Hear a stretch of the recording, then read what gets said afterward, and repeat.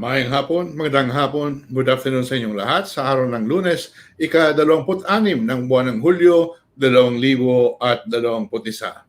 Ako muli si Manuel Mejorada na naglilingkod sa inyo mula dito sa Metro Manila. At lahat po tayo ay nakaabang na po sa gaganapin na State of the Nation, nadulas ako doon na, State of the Nation Address ni Pangulong Rodrigo Roa Duterte, dahil po ito ay panghuling niyang SONA at lahat ay nagbabanday po kung ano ang kanyang mga sasabihin, lalo na sa pagbigay ng ulat tungkol po sa pagpapag-away ng ating gobyerno laban sa COVID-19. At sa nagpaaga tayo, dapat 3:30 tayo mag-uumpisa, pero nakikita ko po na marami na po ang mga updates ngayon mula sa government television, no? Ang PTV at ang Radio TV Malacanang. Kaya nag-decide ako na paagahin, no, ng isang oras kasi expected darating ang Pangulo diyan sa may House of Representatives o Batasang Pambansa bandang alas 4 ng hapon at kagad-agad after a brief ceremony ay kagad-agad po napapasok siya sa session hall ng House of Representatives kung saan po ay nakatipon po ang skeletal, no? Kukunti lang po yung dadalo doon physically dahil nga po sa COVID-19. Sa pagkaalam ko ay 8 po, no? 8 senador ang pinayagan na makadalo doon ng personal out of the 24 at ganoon din po, limitado rin po yung para po sa mga members of the House of Representatives. Meron po mga cabinet members, usually meron din po mga kasapi ng tinatawag na diplomatic corps, yung mga ambassador po mula sa iba't ibang mga bansa, nandiyan din po yan. At karamihan ay dadalo sa pamamagitan po ng virtual o Zoom participation or attendance. Kasama po dyan sa dadalo as a virtual participant ay si Vice President Leni Robredo. Kasi noong nakaraang linggo ay pinapakalat ng mga mainstream media yung tawag dito, yung ang intriga na hindi daw inibitahan si Vice President Leni Robredo. Siyempre bilang gusto nang palabasin na ininsultuhan, no, ng Pangulo si Robredo. Pero mismo kay Vice President Robredo nanggaling na hindi, nagpadala naman sila ng invitation, pero hanggat ano lang ko, sa virtual lang, no? Through Zoom lang, makikita ako diyan yung nasa bahay lang ako o nasa tanggapan ko lang, pero virtually present naman po siya, no? Okay, so babatiin po natin yung mga nandito po sa ating live chat, yung iba kanina pa, no? JAT, no? PRRD still have the Filipino support because they've seen so much improvement. Even he's not perfect, but obviously done a lot better. O nga naman, no? Wala naman talagang perfectong presidente o vice president o senador. Kung maghahanap lang po tayo ng mga mali, no, o pag-ukulang, marami po, no? Pero tama po ang sinabi ni JAT na marami talaga at hindi po natin maitanggi, no? We just need to look around. Kahit sa Facebook na makikita natin yan kung ano yung mga na-accomplish, no, yung mga nagawa, especially sa infrastruktura, no? Sigfred, good afternoon sa iyo. Si Nesty De Vera, watching na, no? Watching ang LS kaysa other. Oy, thank you po, no? Kaysa other channel. Thank you, no? Daya Nang, okay na po. Okay, thank you. Nora Mundo, thumbs up Dan here in UAE, Sharjah. Si Mariel, good afternoon po. Antonio Hernandez, present. TV Real, thumbs up Dan. Si Marlene Frejas, Duterte pa rin, okay? Marishon De Borja, good afternoon. Juliet, good afternoon. Rolanda Whitehead, watching from New Zealand. No? Mabuhay ang President ng Pilipinas, si Delsen. No? Good day. Marian Shoko, yan, mga members natin nandito. No? Good afternoon. Sanchez Roman, good afternoon din. No? Oli, watching from Singapore. si Yeboy, shout out sa lahat at hello, no? Si Diona Siron watching from Kuwait, June Dalmasio watching from Riverside, California, Lorena Silverio, si Robinson Tuason, okay, Tamsakdan, Flor Picar, Eda Guyon, si Pinky Samaniego, Yazi TV, good afternoon, no? Si Alicia Diobera, it's 12 midnight in Vancouver. Uy, nagpuya talaga si Alicia para lamang mapanood, no? Napakaganda na ganito po nakikita natin ng mga kababayan natin na who are in other parts of the world ay talaga pong inaabangan din, no? Kahit hating gabi na dyan sa Vancouver, Canada. Christina Kasungsong, a blessed day sa lahat, watching from Israel. Marie J. Lorenzo watching from South Australia. Teacher Leliza, no, from Davao City. Rolaida Arcilia, okay. Naiiyak pa ako, no, kasi last year ni Pangulong Duterte. Mercy de la Cruz watching from Mackay, Queensland. Si Dennis Esposa Solid Duterte. Clara Gomez watching from Hong Kong. Franklin Domingo, Lawag City. Michael Alava, Riyadh, Saudi Arabia. Si Yazi TV is from Valenzuela, no? Yazi Javier. Marcelo Arce watching from Beverly Hills. So, sikat na lugar, Beverly Hills, California. Si Zaidi Girl from Oregon. Si Johnny Lanes. God bless President Duterte. Thank you. May merienda native na native, yun, no? Native na native. Kasi mahaba ito, kailangan ng energy, no? Okay. Bloody, okay, hello. Manfred Richtofen, good afternoon. Nesty De Vera, like Dan, Herliza, watching from United Kingdom. Bagong member, Robinson Tuazon. Hello po, magandang hapon sa iyo and welcome. Si Remnon Roque watching from, naka-lockdown sila dyan sa Sydney, Australia. Kaya itong mga pinupuna nila na hindi daw marunong mag-manage, no, o yung pagpakiglaban ng Duterte government sa COVID-19 ay ang dami nilang pinupuna, pero hindi nila nakikita na sa ibang bansa ay nako, mas sobra pa, no? Mas sobra pa, kaya kahit na po dyan sa Sydney, Australia, naka-lockdown po, no? At maraming lugar sa buong mundo ngayon ay ganoon din po, naka-lockdown, no? Okay, Brusky's Fishing Adventures, tamsakdan and shared. Salamat po, no? Mas maganda po kung ma-share ninyo, no? King Ed Arev, tamsakdan, si Chocho Chocolong. Okay. So, sa hapon na ito ay dahil po marami po mga ongoing ngayon ng mga coverage, no? Lalo na po sa PTV4 at sa radio television Malacanang, kaya palipat-lipat tayo, no? Para po na talagang extensive din ang ating coverage sa hapon na ito. Welcome kay Marishon Di Borja, yon, bagong member. Salamat po, no? Alexandra Monte, okay, idol, anong oras po ang start ang SONA, no? Mga siguro bandang 4:15 yan kasi darating siya ng alas 4, may konting seremonya pa at medyo siyempre kakamayan niya. Hindi na kakamayan, gaganon na lang or fist bump, no? Yung mga opisyal diyan ng Senado at ng House of Representatives. James Joseph Bardos, tamsakdan. Ano ba to, no? Hindi ko makilala to, ha. Okay, thank you anyway, no? Si Mary J.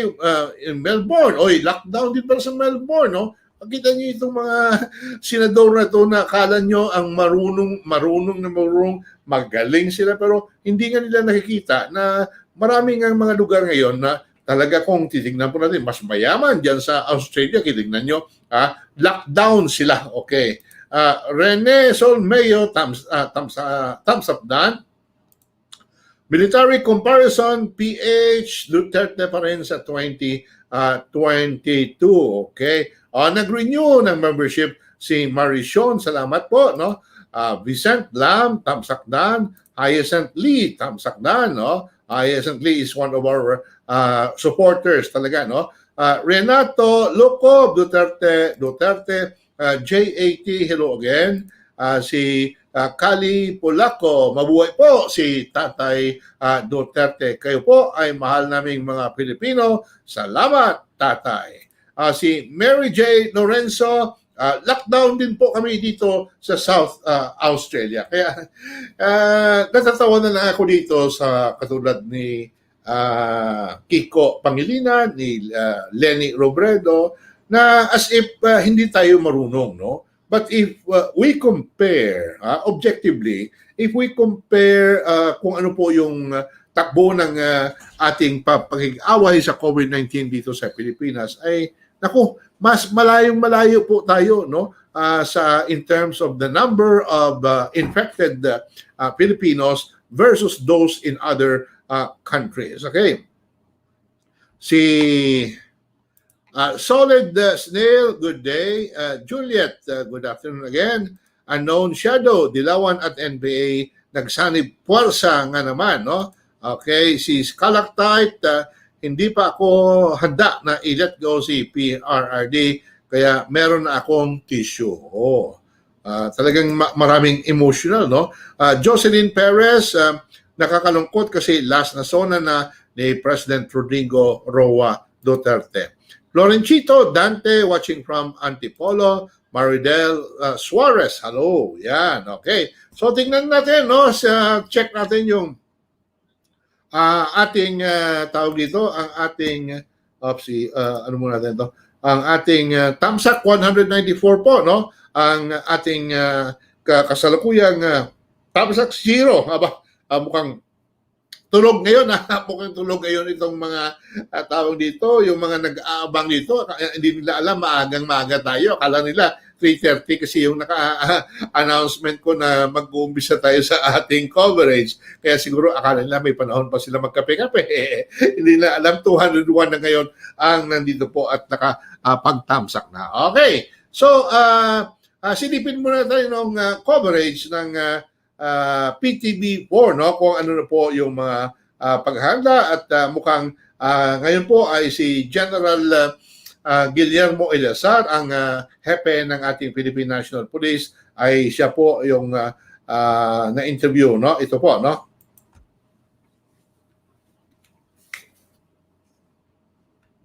Mga kapasidad. Maging ang police recruitment naging maayos dahil sa suporta ng Pangulo. Inaasahan naman ni Eleazar na mababanggit ng Pangulo ang lagay ng peace and order ng bansa sa gitna ng pandemya. Samantala, nagsagawa naman ng motorcade ang mga taga-suporta ni Pangulong Rodrigo Duterte sa Commonwealth kanina. Sinamahan naman sila ng mga otoridad upang maging maayos ang kanilang aktibidad. Yusek Rocky, Erwin. Maraming salamat sa iyo, Bea Bernardo. At mula po sa Commonwealth Avenue, alamin naman natin ang sitwasyon sa paligid ng Malacanang kung saan nagsasagawa naman ng pagtitipon ang mga taga-suporta ng Pangulo. Nasa Mendiola ang aming kasamang si Kenneth Paciente. Kenneth. Erwin, sa mahigit 5 taon ni Pangulong Rodrigo Duterte sa pwesto, hindi talaga natitinag yung kumpiyansa sa kanya ng kanyang mga taga-suporta. Kahit pabago-bago nga ang panahon, hindi natinag ang mga pro-admin group na nagtipon-tipon dito sa Mendiola sa Maynila para magpakita ng suporta sa huling State of the Nation address ng Pangulo. Bit-bit ang mga tarpaulin, hindi bababa sa 150 na individual na mula sa iba't ibang grupo ang nakiisa sa pagtitipon. Ipinunto nila, Erwin, ang ilan sa mga legacy ng presidente na ayon sa kanila ay malaki ang naitulong sa mga Pilipino. At kaugnay nga niyan, ay makakausap natin si Remy Rosario ng League of Parents of the Philippines. Ma'am, magandang hapon po. So, ma'am, unang tanong ko, sa 5 taon ng Pangulo, ano po yung naging dahilan at hindi po natinag yung inyong pagsuporta sa kanya? Sa 5 taon ng ating Pangulong Duterte ay nakikita namin na sa dami-dami ng mga presidenteng dumaan sa ating bansa ay siya lang ang bukod tangi na sumagot sa mga paghinagpis ng mga magulang na gaya ko na ang mga anak ay nabiktima ng mga legal fronts ng CPP, NPA, NDF. Mhm. Ano po ba yung mga programa na sa tingin nyo ay maiiwan ni Pangulong Rodrigo Duterte at na makakatulong po sa bawat Pilipino? Ang mga programa ni Presidente na lalo na makatulong sa mga magulang at sa mamamayang Pilipino ay number 1, ito po ang pagtatag ng NTF-ELCAC dahil ito po ay naging solusyon para po mapigilan natin ang pangbibiktima ng mga legal fronts ng CPP-NPA sa ating kabataan. Ito po ang nagbibigay daan sa mga NPA sa kabundukan na bumaba at mag-surrender at mamuhay ng tahimik sa tulong ng ating gobyerno. Bilang panghuli, ma'am, ano po yung inaasahan yung marinig mula sa huling SONA ng Pangulo? Sa huling SONA ng ating Pangulo, mahal na Presidente, kami po sa League of Parents of the Philippines ay nandito po kami upang magpasalamat sa iyo sa walang sawa mong pagsuporta sa aming mga adhikain, sa aming mga magulang na naghihinagpis. At sana po, tuloy-tuloy pa rin po yung nalalabi mo mga panahon sa Malacanang ay huwag niyo po kaming pabayaan at Okay. ituloy po natin hanggang sa Okay, maraming salamat po sa oras nyo. At ngayon nga, Erwin, patuloy pa rin yung pagtitipon-tipon ng mga taga-suporta ni Pangulo rito kahit patuloy yung ulan, medyo lumililim na lang sila. At sa doon naman tayo sa seguridad na ipinapatupad dito, nagbabantay yung mga polis, pati yung mga Navy para matiyak yung kaligtasan ng mga nagtitipon-tipon dito sa Mendiola. Erwin, Yusek. Alright, maraming salamat sa iyo, Kenneth. Pasyente, alam mo, Yusek Rock, itong mga tao na ito na talagang nandyan, sumusuporta. Lumabas itong grupo na ito, yung after na nag-fail yung mga peace talks, di ba, isa sa mga pangako ng Pangulo na magkakaroon ng peace talks with the communist rebels. Pero ang problema, alam natin naging problema, nagbabag down because ayaw nung sa kabila naman, despite the fact na 2 times yata nag-try ang gobyerno, ang GRP para to reach out, pero ayaw yata nung kabila nila Joma Season. Sinabi nga ng pamahalaan na huwag kaming bigyan ng kondisyon. Kung gusto niyo to makatotohanan ng kapayapaan ay dapat ang pagkakasundo na walang kondisyon. Right. Yan. At ayaw nga po ni Pangulong Rodrigo Duterte na pumipila. Correct. Tanda mo itong kanina, sinabi niya, sa mga Pilipino para makakuha ng serbisyo, lalo na kung mula sa pamahalaan, kaya hanggat maaari, ang mga transaksyon ng kanilang kailangan dapat ay agad na maaksyonan. So ano-ano bang klase ng red tape ang tinuldukan ni Pangulong Duterte? Tunghayan natin sa report ni Alan Francisco.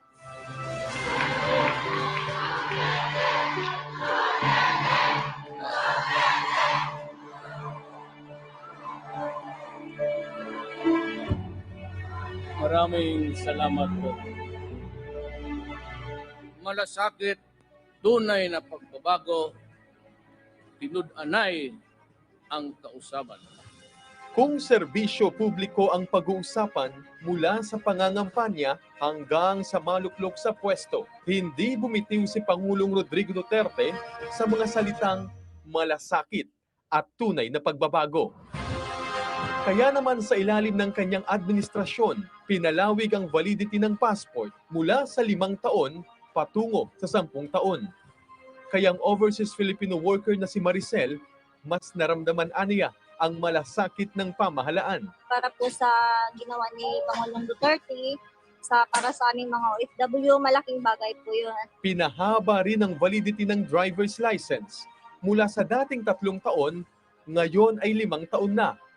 Kaya ang jeepney driver na si Divino, sinabing malaking pagbabago ito. Kasi dati, pagka 3 years, magre-renew ka. So, another 3 years, kumbaga yung para doon sa 3 years mo, na-save mo na. Pagsapit naman ng October 2021, mabibigyan na ng lisensya na may 10 taong validity ang mga driver na malinis ang record. Ginhawa rin ang dulot ng mas simple at mas mabilis na mga transaksyon. Sa ilalim ng Duterte administration, ang mga ahensya ng gobyerno, maging ang mga lokal na pamahalaan, mas pinalakas pa ang online platforms, gaya ng Pag-ibig, Social Security System, LTO online payment system, at marami pang iba. Dahil mas high-tech na, inilunsad din ng Duterte administration ang Government Emergency Communication System na magpapabilis sa pagtugon ng bansa sa kalamidad. Nariyan din ang Hotline 911 bilang bagong nationwide emergency number sa bisa naman ng Republic Act 10929 o ang free internet access. Nagkabit ang pamahalaan ng Wi-Fi hotspots. At para tuloy-tuloy ang maayos sa serbisyo sa komunikasyon, tinutukan din ng Administrasyong Duterte ang pagkakaroon ng third telco o ang Dito Telecommunity. Itinatag din ng Bayanihan Cares o ang pautang ng walang interes sa mga micro, small and medium enterprises na apektado ng COVID-19 pandemic. Sinimulan o mas pinalakas man sa ilalim ng Duterte administration, ilan lang yan sa mga programang serbisyo publiko na nagbigay benepisyo sa marami. Matapos man ang termino ni Pangulong Duterte, ang kanyang mga naging programa ang magpapakilala sa susunod na henerasyon kung anong klaseng pinuno ang ika-16 na Pangulo ng Republika ng Pilipinas. Para sa pagbabago ng bayan, ako si Alan Francisco. Alam niyo ho bayan, abay ilan lamang ho yan at Yusek Rocky, yung mga accomplishments na Pangulo. Ilan pa lamang ho yan, mahaba-haba pa ho. Mamaya, so tutok lamang dahil marami pa ho tayong babanggitin at marami ho tayong report hinggil dyan. Pero alam mo, Yusek, manghang-mangha ngayon ang mga turista sa pagbabalik ng natural na ganda ng mga sikat na lugar sa ating bayan, ang Boracay at ang Manila Bay. At hindi mangyayari ito kung hindi dahil sa political will ng Pangulo. Ang mga yan sa special report ni Claizel Pardilla. Makapigil hiningang kabundukan, malaparaisong karagatan, at masaganang likas na yaman.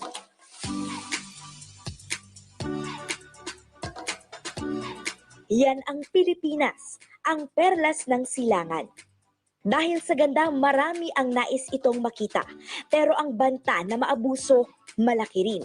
Ang isla ng Boracay na top tourist destination, munti ka ng maglaho. I will close Boracay. Boracay is a cesspool. April 26, 2018, ipinasara ni Pangulong Rodrigo Duterte ang Boracay para isailalim sa rehabilitasyon. Tinanggal ang mga tubong nagbubuga ng maruming tubig sa dagat. Nagkasanang malawakang clean-up at nilimitahan ang mga pumapasok na turista. Matapos ang 6 na buwan, ang rehabilitasyon naging matagumpay. That the water of Boracay Island is fit for swimming.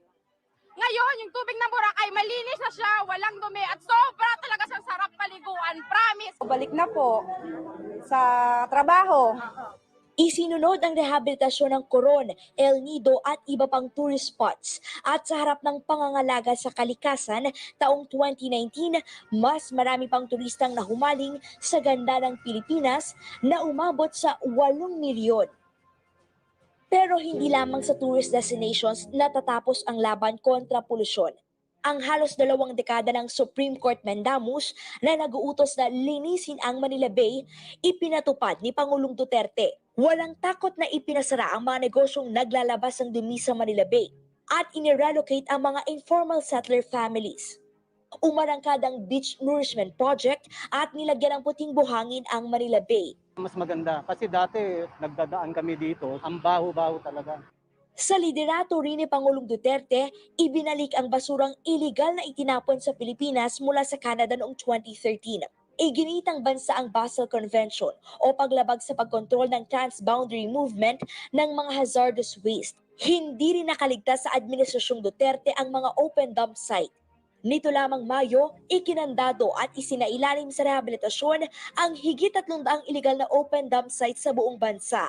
At ngayong may COVID-19 pandemic, nagpaalala din si Pangulong Duterte sa tamang pagtatapon ng medical waste. Ang mga gamit na medical waste tulad ng face mask, umabot na sa karagatan. Sad to see all these face masks, all these PPEs. Not only that, there's like plastic wrappers, there's like trash all over. We need to do something. Dahil dito, binigyan ng panuntunan ng bawat ospital at sinuportahan ng mga LGU. ang malasakit sa tao at kalikasan, ilan lamang sa mga legasiya ni Pangulong Duterte na di makakalimutan.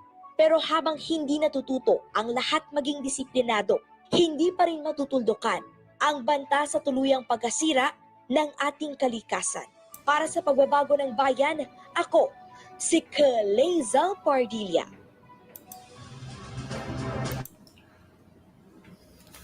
Okay, so yun po, no? At least nakita po natin kasi ininto ko muna yung yung feed mula po sa PTV. Dahil po itong nakarang araw, alam po natin na walang tigil ang malakas na ulan, no? At yun nga, yung basura dyan sa may Manila Bay, ay tambak-tambak, no? Parang tinabunan ang buhangin dyan, yung Dolomite White Beach sa harap po ng Ruas Boulevard. At marami po itong mga dilawan na naman. Sabi na nasayang daw yung ilang daang milyong piso na ibinuhos dyan ng gobyerno para ma-rehabilitate at mapaganda itong beach dyan, no? Yung dalampasigan dyan sa may Manila Bay. Kasi ang kikitid na ng mga utak ng mga taong ito, hindi nila alam na sinasabi na nawala na itinangay na ng mga alon ang buhangin, yung Dolomite sand dyan sa may Manila Bay, hindi na alam na sa ilalim lang.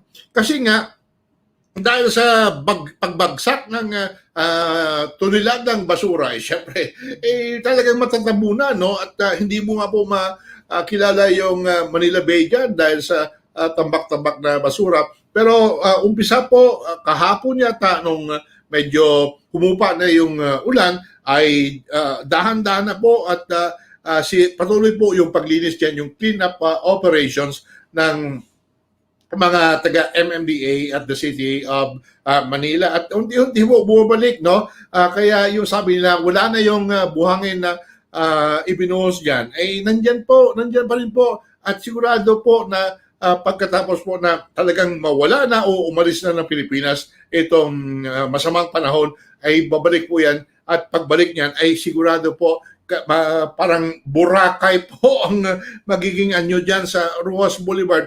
Kaya natatawa lang ako dito, no, sa mga nagbabatikos na sa Dolomite dyan sa Manila Bay.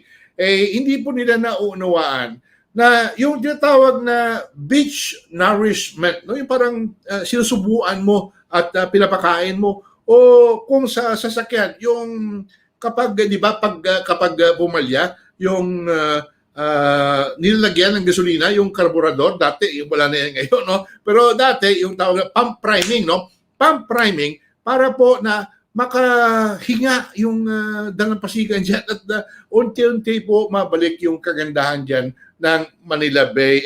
Para sa kanila, konting ano lang ng panahon, ay kagad-agad sabi na, ay talagang tinapon lang sa dagat yung pera ng taong bayan. As if na hindi po iniisip, hindi po pinag-iingatan ng gobyerno natin under President Rodrigo Roa Duterte ang pera ng taong bayan. Now, nakita niyo po yung Boracay, no?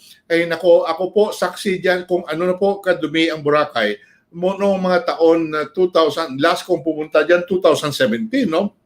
At noon pa lang 2017, nakikita ko na yung pinag-usapan nga tungkol doon sa human waste, yung dumi ng tao diyan sa West Philippine Sea daw, na dahil ito daw ay nagpaparami ng yung lumot ng tao namin yan, yung algal growth, no? Yung greens, yung berde na halaman sa dagat, lumot sa Ilonggo, no? Ay nako, kapag umaga po diyan sa Boracay in 2017, hindi na po puti, kasi kilala yung Boracay sa White Sand Beach, pero ay noong 2016-17, yun po, araw-araw po ay berde po ang kulay ng dalampasigan dahil nga sobra po yung dumi ng tubig na at alam natin na yung dumi ng tao ay ito po ay parang pagkain para sa algae na tinatawag, no? Ito po yung berde na halaman sa dagat. At hindi pula pong ibang nakagawa niya, no? No other president has done that except President Rodrigo Roa Duterte. At paulit-ulit po ito na nasaksihan natin, yung tinatawag na political will. Kasi hindi po magtatagumpay ang isang Pangulo sa Pilipinas kapag takot, kapag yung pinipigilan ang suntok, hindi makagalaw dahil takot, baka may magagalit na mga supporter, no? Hindi kaya may mga magagalit na tawag dito, mga campaign fund contributors, yung mga nag-ambag para makahanap sila ng pera para sa kanilang kampanya. Ay ngayon po hindi. Wala pong kinikilala si Pangulong Duterte na may utang na loob siya. Kaya nagkagawa niya kahit ano kakalakas o ano kakalapit dati sa Malacanang, ay ngayon po umiba na po ang takbo ng ating bansa. Okay. Babasahin po natin yung ibang mga comments dito. Kay Aki Siloso, sabi ni Trililing, papatanayin daw ng kasino ang Boracay, kaya papatayuan, no? Kaya pinasara. Asan ng kasino? Kasi naman si Trillanes, alam niyo po, yung imagination niya, napaka-fertile, no? Dami niyang iniisip. Yung sabi na, thinkers are doers, yung mga taong pong nag-aakusan ng mga ganyan, yun po gagawin nila kapag sila ang nabigyan ng kapangyarihan, no? Si Alan Arcilla, biro nyo, 5 Pangulo ang nagdaan, walang nagawa, iba talaga ang political will ng Pangulong Duterte. Mabuhay po kayo, mahal naming Pangulong Duterte. 10 ng mga kasama nyo sa gobyerno, God bless. Okay, yan. Okay, si Ana, we love President Duterte. Si Engineer Rodolfo Reyes, good afternoon dyan sa iyo sa Kuala Lumpur, Malaysia. Yan, no? Joy, J family, I love the Duterte. Yung hashtag, I love Duterte. More docs, hi po, maraming streaming pero ito ang pinili ko. Maraming salamat po, no? Okay. J Verbo, nakakaiyak na aalis na siya. Ay talagang marami diyan mga naghahanda na ng tissue paper diyan, no? Si Gita daw na sana yung barong mo, ay wala ako doon sa Malacanang, dito lang ako, kaya ito lang po yung suot ko, no? Marian Shoko, nakakatawa, nagrally pa rin ang mga anti-PRRD. Last na nga, no? Dapat relax na lang sila at manood sa bahay nila. Talagang gusto nila na maramdaman pa rin sila. Siguro isa na ito sa mga huling pagkikilos nila, dahil po na terrorist organization na yung pagturing sa National Democratic Front, pag nagsara na yung gripo doon sa pera, wala na rin yan sila, no? Fernandino Guangquangco, okay? Good afternoon, si Sir, no, Duterte ang Superman ng bansang Pilipinas, watching from Las Vegas, at Duterte sa taong 2022, no? Okay, si Reno Paculba, wala nang tatalo kay PRRD sa pagka-presidente. Isa lang siya sa 1 milyon. Neon Horse de la Cruz, okay, stay tuned na ako. Benita Tamsakdan, Clyde Del Rosario, good afternoon po sa iyo, no?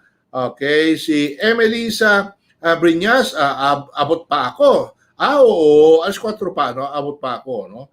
Okay, Alpha Q, I love my President Duterte. Alfonso Sana, PRRD forever. Maridel Suarez, we love you, PRRD.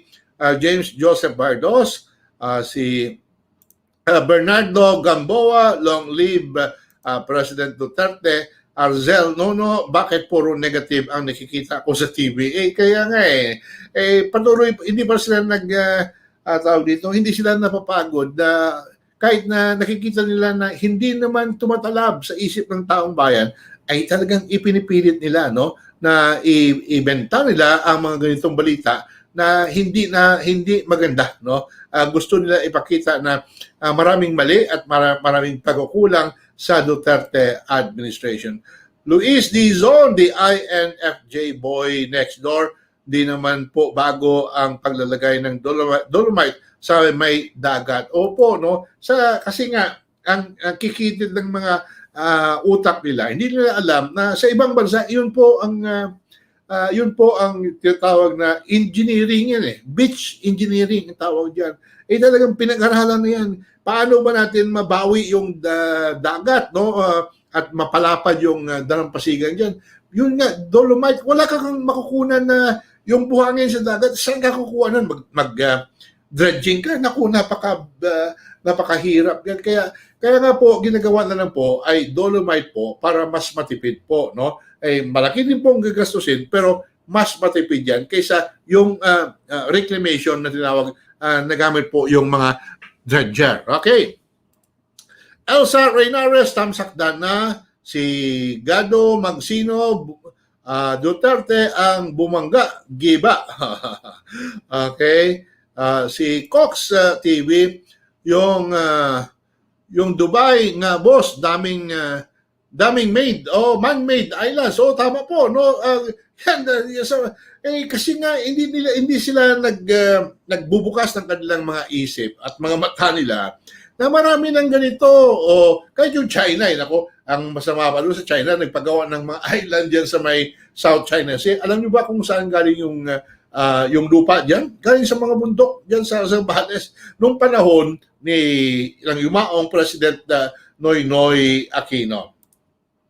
Alexander Monte, kaya binabatikos nila kasi wala silang maibulsa. Okay. Reno Pakulba, mag-ingat sa mga politiko na kunyari ay aanib sa pro-Duterte party para manalo.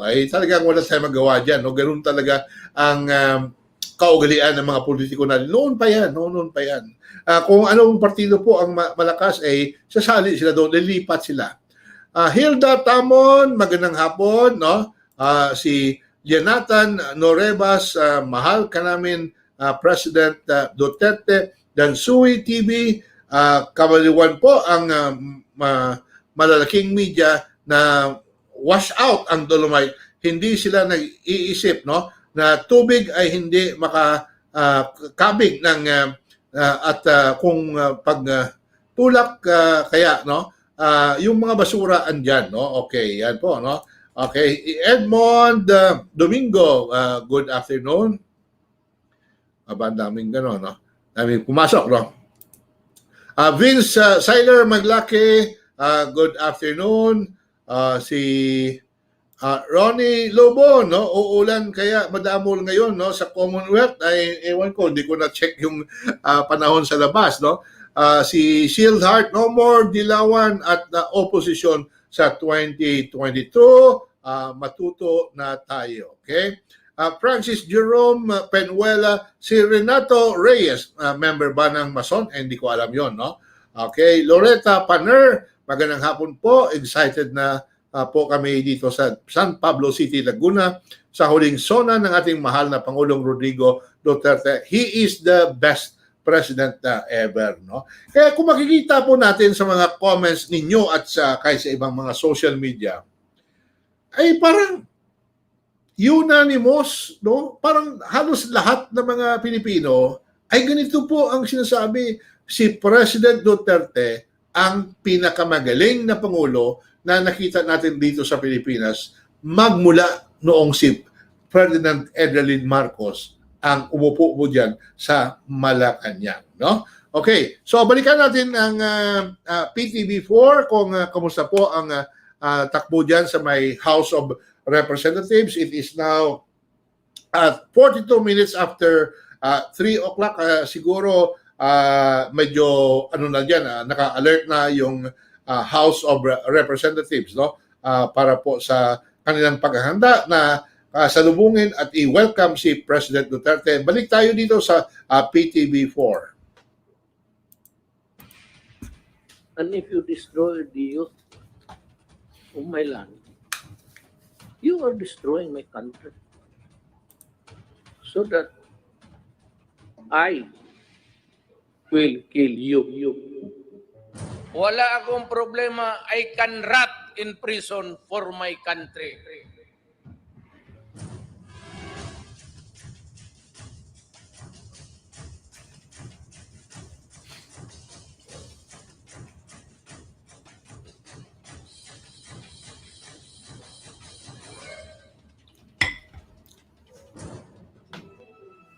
ang umano'y kulang at hindi katanggap-tanggap na pagtugon ng Administrasyong Duterte sa usapin sa West Philippine Sea at iba pang mga issue na may kaugnayan sa foreign policy ng bansa ay ilang beses naging sentro ng balita. Ngayon, sa inyong panahon, medyo mahirap ang katayuan ninyo at binabati ko kayo sa inyong approach dito sa ating usapin sa West Philippine Sea. Hindi natin kailangan ang mainit na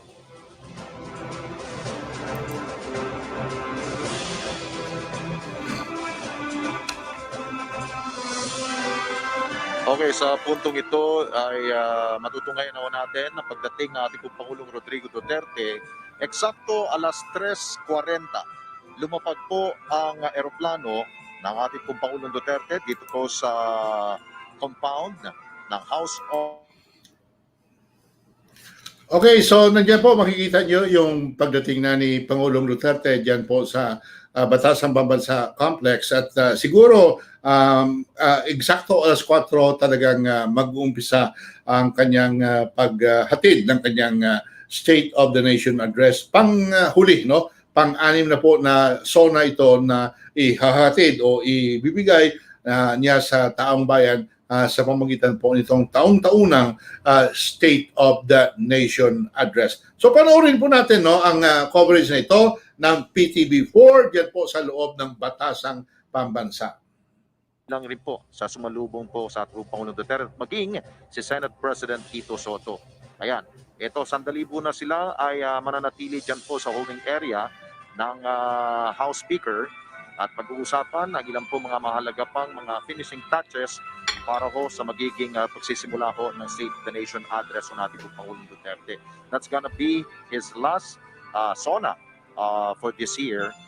At makikita rin po natin dito po sa plenaryo ay napapanood ng ilan po natin mga mababatas dito sa mga tatlong widescreen po na nakaprepare ho dito at alam na ho nila na dumating na ho ang Pangulong Duterte.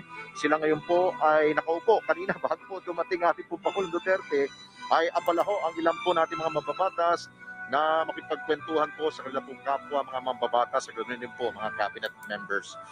Pero so far nakita ho natin na narito na ho, full force na rin po ang cabinet members po ng ating pong Pangulong Duterte. Nandito po sina Secretary, nakita ko sina Secretary Briones, nandun rin po si Secretary Harry Roque at ilang pang mga mahalaga pong mga kagawaran po ng ating pong bansa at ang kanilang pong mga kalihim ay narito po at inaantabayanan po ang magiging talumpati ang last SONA po ng ating pong Pangulong Duterte. By the way, sa pamilya ho, sa parte ho sa pamilya ho ng ating pong Pangulong Duterte, tanging si Congressman Pulong na Duterte ang mga kasama ho dito sa magiging huling SONA po. Dahil nga po si Davao City Mayor Sara Duterte ay minabuti po niyang sa Davao City na lamang po panuurin via virtual po ang kanya pong ang SONA po ng kanya pong ama. At at the same time, dahil nga po tinamaan nga po ng COVID-19 ang kanya pong bunsong anak na si Baste Duterte na siya pong Vice Mayor po ng Davao ay mananatili rin po siya diyan po sa kanila pong hometown sa Davao City. Si Hanelet Abencena naman po ay mapapabilang rin po dito at siya po ay presently nandito para mapakinggan ang harap-harapan magiging talumpati po ng Pangulong Duterte. Okay, unti-unti na ho at bukang ilan po mga mambabatas ay punong-puno na rin po dito. Nandito na rin po ang ilan, nakita rin po natin ang Apostolic at Papal Nuncio. Walang iba kundi si Charles John Brown na kabilang rin po dito sa magiging pong bisita sa huling SONA po ng Pangulong Duterte. Kita nyo sa wide shot po na nakita ninyo at time team pong nakikinig sa napakaganda pong awitin na pinapatugtog po ng ating pong Philharmonic. Ito pong music na kanila pong inahandog. At makikita natin na wala hong nakatayo. At patuloy po ang pag-iikot po nito pong mga taga Presidential Security Group at the same time mga kawaniho ng House of Representatives na pinalalahanan po lahat na kailangan sundin pa rin po ang mga health protocols para maiwasan po pagkalat ng COVID-19. Bagamat lahat naman po tayo dito sa loob ng plenary hall ay nakasuot po tayo ng face mask at patuloy pong nakakapag-maintain po ng kanilang pong social distancing. Anytime, ito nag-uusap ngayon sa inyong pong TV screen ang ating Pangulong Duterte. Kasama ko ang mga delegates na siya pong sumalubong sa ating Pangulo.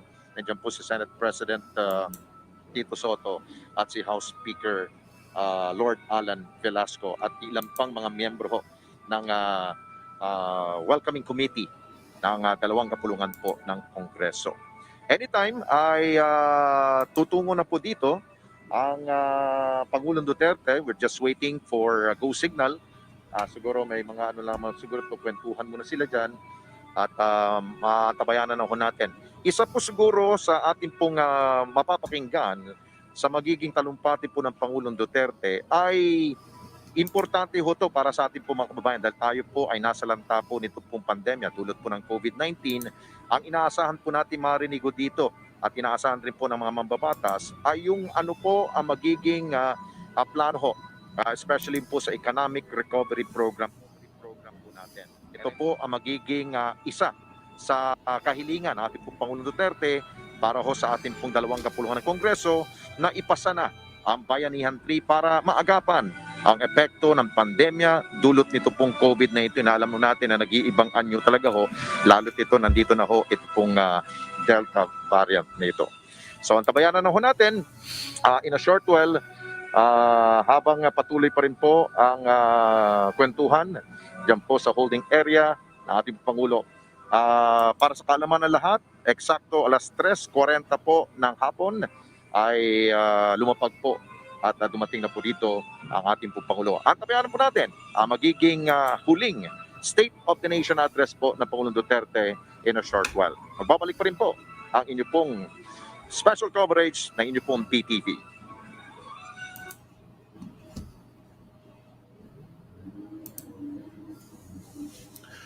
Okay, so babantayan po natin ang magiging kung ano po, kung sa ilang sandali na siguro at lalabas na si Pangulong Duterte, aakyat sa dyan po sa rostrum ng House of Representatives at kagad-agad. Eksakto siguro, no?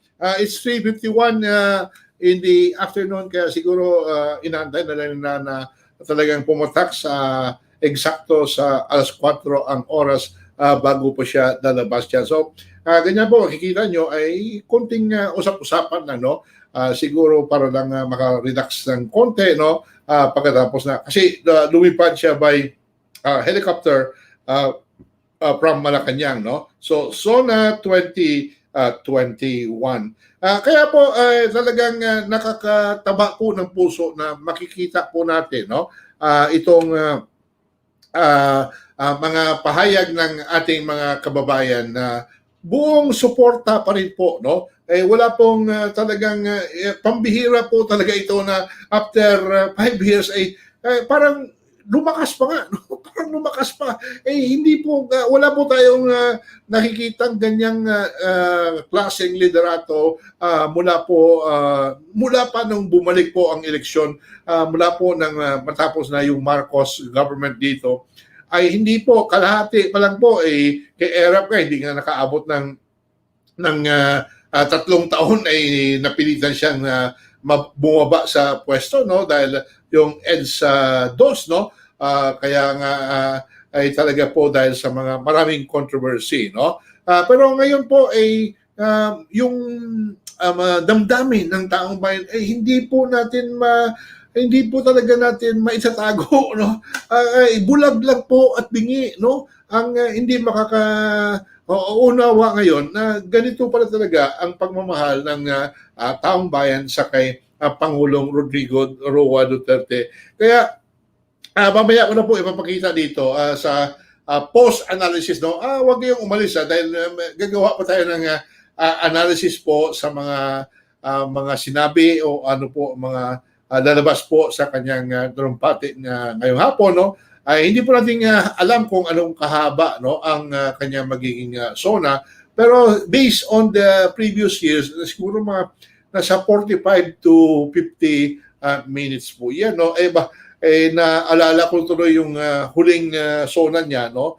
Last year, no? 2020. Nung sa umpisa at sa dulo ay yung kanyang tinira doon si Senate Minority Leader Franklin Drilon. Ako, talaga pong tuwang-tuwa ako dahil sa pagbanggit po ng pangalan ni Drilon, no, mismo ni Pangulong Duterte at inakusahan ito na siya yung may kinalaman diyan sa malalaking kaso ng korupsyon, ang mga anomalya diyan lalo na sa pagtulong sa mga oligarko, lalo na sa mga kontrata diyan sa tubig, no, at iba pa ay sabi ko talagang tawag diyan yung na-redeem po ang sarili ko yung tawag dito na nakabawi ako, no? Nakabawi ako dahil nga si Dillon ay talagang sinikap niya na siraan din yung pangalan ko na hindi daw ako nagsasabi ng totoo dahil nga ako lang po, no? Mula pa noong 2011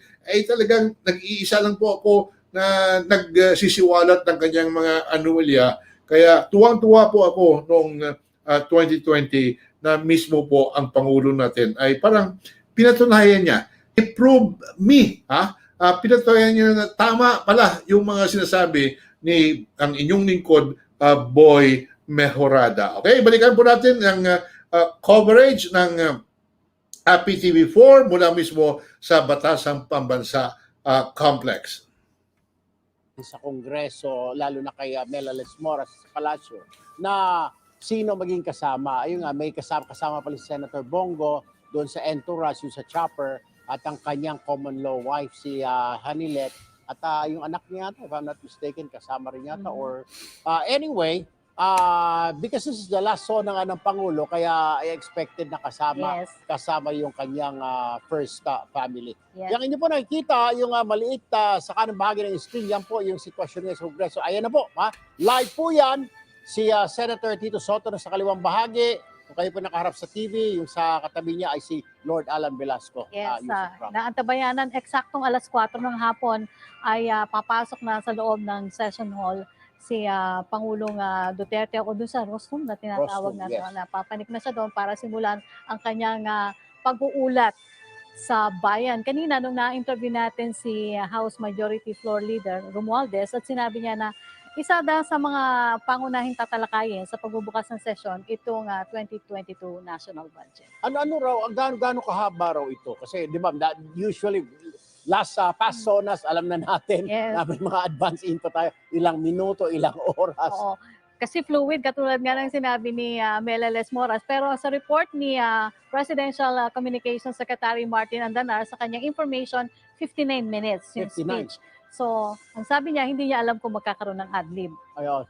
Yung biglang maliligaw doon sa speech mismo. At syempre, doon pa rin sa SONA, alam natin na antabayan natin yung mga mahalagang key points na tatalakayin ni Pangulong Duterte, yung kanyang pag-uulat na sa bayan kung saan na ito na nga yung pinakahuli niyang SONA na kaya talagang inaabangan ng taong bayan. At nakita rin natin na nandun na rin si Presidential Spokesperson Harry Roque. Oo.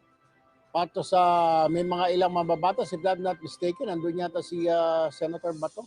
Nakita rin natin. Oo, yun. Ito, si Senadora Amy ba yan? Yung nasa, itong nakaputi na may mga red parang flowers yata yung design sa kanyang damit. Anyway, yan po yung sitwasyon dyan sa plenary. Ika nga, so nantabayanan na lang natin. Siguro we'll turn over na.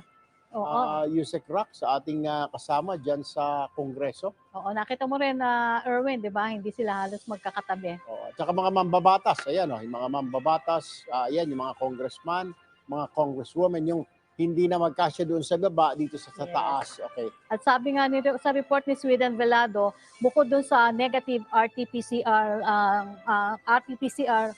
result ay nag-antigen test pa rin pagdating dun sa batasan. So talagang for safety napaka-higpit at talagang binigyan sila ng nakita mo yung suot ni Sweden na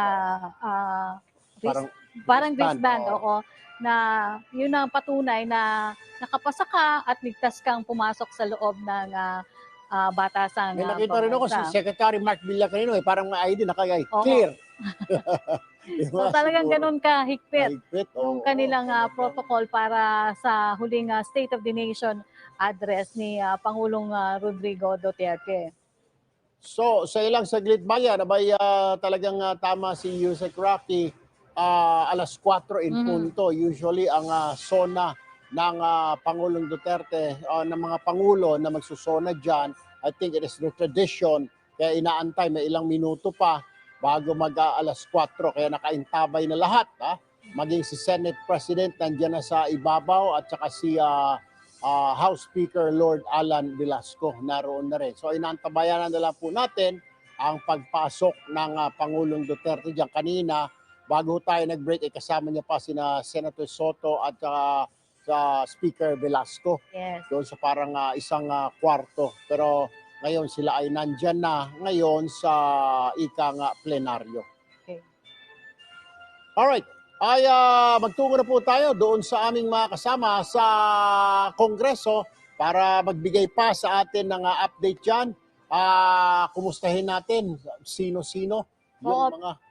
Pero may ibang gabinete rin na nandun sa Malacanang naman para panoorin ang State of the Nation address ni Pangulong Rodrigo Duterte. Nakikita natin si DOJ Secretary Leonardo Guevara, si Executive Secretary, kung di ako nagkakamali, Salvador Medaltea. Oo.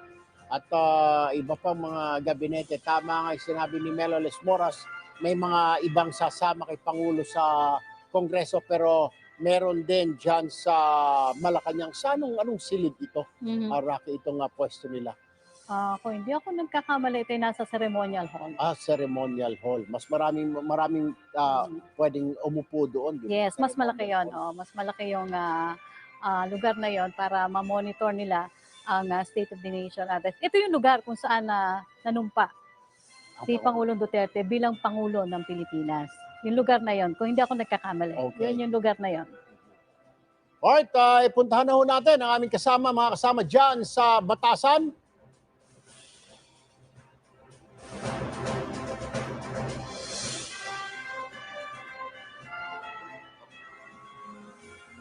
Okay, Erwin, inaantay lang natin siguro yung punto alas 4 ng hapon ay lalabas na dito. Hindi na susundin yata ang as per my information. Dati kasi mula sa holding area ay maglalakad pa yan ng ating po Pangulong Duterte, no? Parang iikutin pa ho niya. At dito mismo sa sentro ho ng entrada ho ng ating pong plenary hall papasok. Pero hindi na ho yata mangyari ho yan.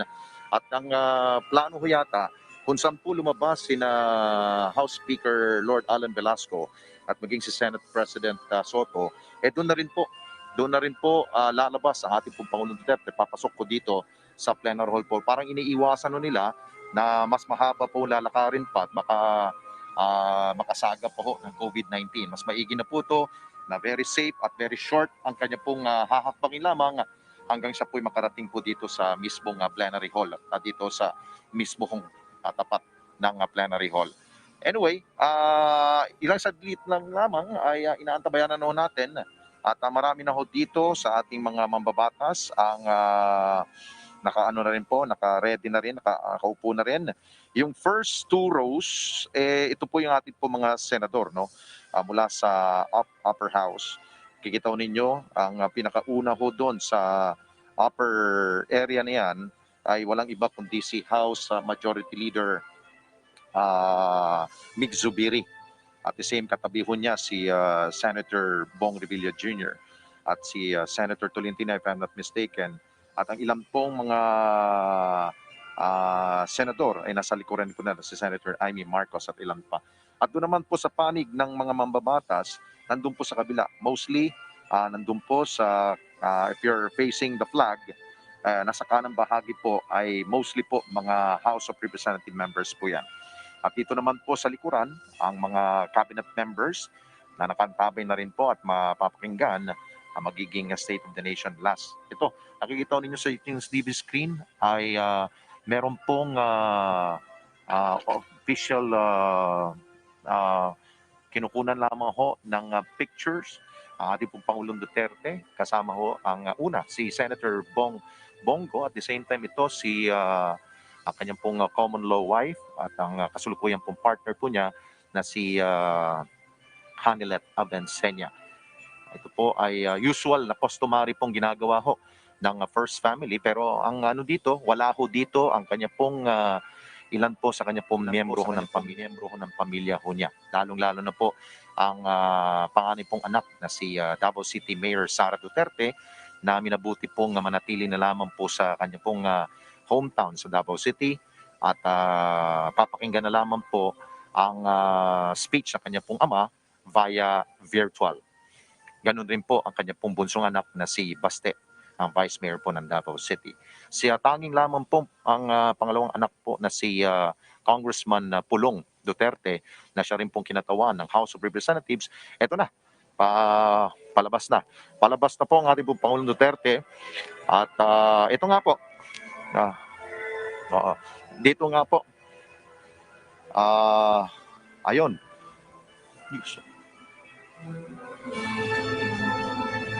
Okay, ito na po ay patuloy na po ay naglalakad na po ang ating pong Pangulong Duterte. Patungo po dito sa plenary hall. Ganun pa rin. Usual pa rin po ang ginawa pala. Doon pa rin po dadaan ang ating Pangulong Duterte. Dadaanan pa rin po niya at dito po papasok sa mismo hong sentro pa rin po ng entrada ng plenary hall ng House of Representatives. At eventually po ay i-call to order na po ng dalawang kapulungan po ng Kongreso sa pamagitan po ni na Senate President Tito Soto at the same time House Speaker po ng Lower House, Lord Alan Velasco. Ito po, kasama po ni Pangulong Duterte ay si Senator Bongo sa kanya pong kaliwang bahagi po at ang mga kinatawan po ng Presidential Security Group, PSG. Ito, on the way na po. Malapit na po, konting antay na lamang po.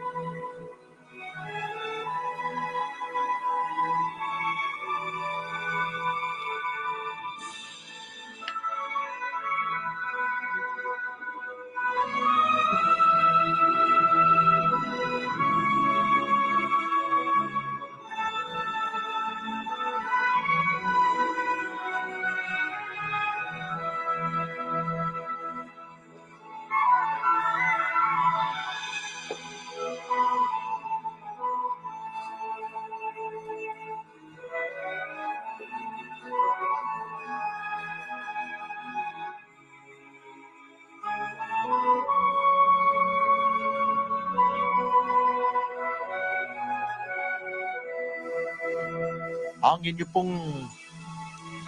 pong nakikita ngayon ay tinitingnan po ng Pangulong Duterte yung pong mga larawan na nakahilera po dyan sa gallery area po bago ho pumasok po ito ng plenary hall. Ayun. At unti-unti na po itong nakarating na po dito sa entrada. Ito.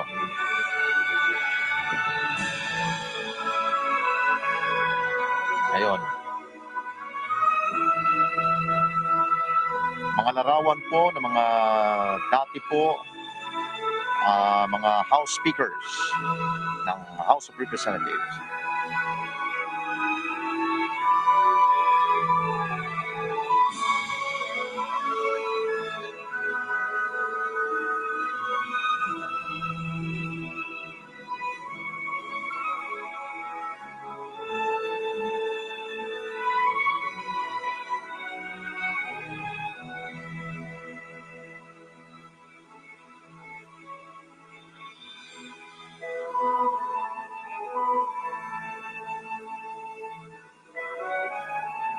Eto na ho, nakatungtong na po siya sa mismong entrada ho ng plenary hall ng ating po. At atin po salubungin ng ating po Pangulong Duterte.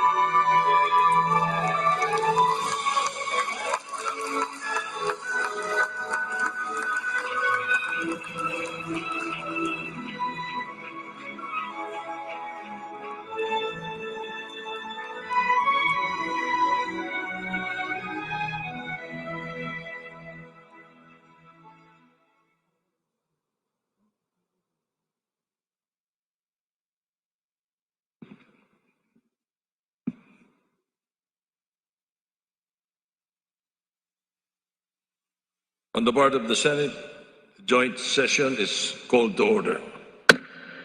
On the part of the House of Representatives, the joint session is hereby called to order. Please rise for the singing of the Philippine National Anthem, to be led by Ms. Morissette Amon and accompanied by the Philippine Philharmonic Orchestra.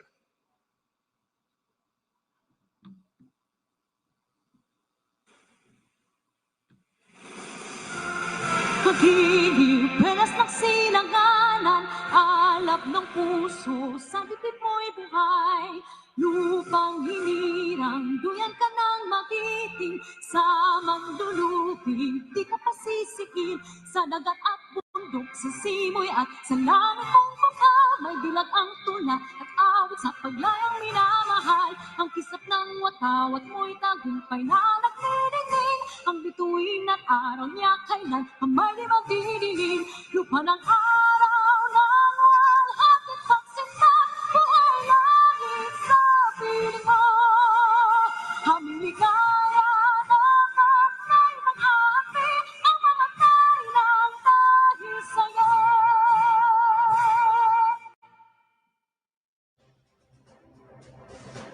Please remain standing for the nation's prayer.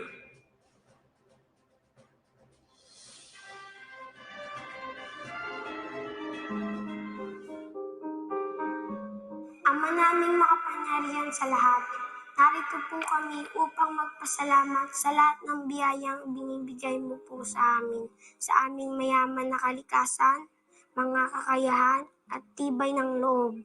Maraming salamat po. Basbasan mo po at gabayan ang aming mahal na inang bayan at ang aming mga leader na pangalagaan ang aming kinabukasan bilang susunod na henerasyon ng aming mahal na Pilipinas. Gabayan mo po kami sa harap ng pandemya at protektahan mo po kami. Ipakita mo po sa amin ang tamang daan upang malagpasan namin ito at lahat ng mga darating pang sakuna, kalamidad o anumang hamon. Lahat ng ito ay tinatanggap namin bilang pagsubok lamang upang lalo kaming sumampalataya sa iyo. Naway matamo namin ang ganap na pagkakaisa bilang isang bayan. Turuan mo po kaming maging mapagkumbaba at laging unahin ang aming kapwa bago ang aming mga sarili, lalo na ang mga kapuspalad, mga dumaraing at ang mga nais na marinig, pati na rin ang mga kababayan namin naghahatid ng mahalagang serbisyo sa kapwa, maging dito sa Pilipinas o sa ibang bansa.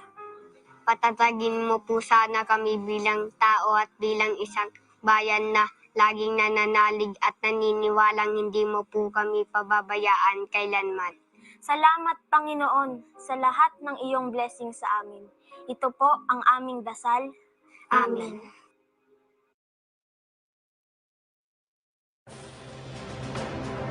Ladies and gentlemen, honorable members of Congress, the President of the Republic of the Philippines, President Rodrigo Roa Duterte.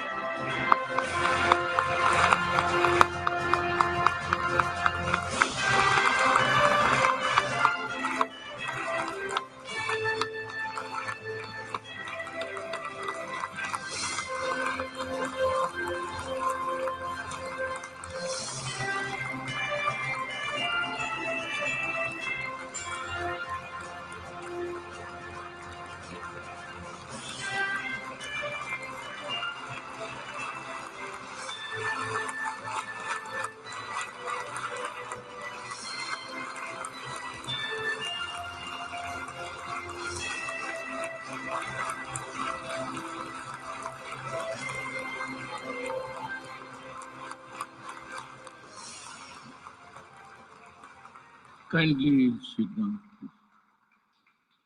By far, this is the most beautiful SONA crowd that ever happened here.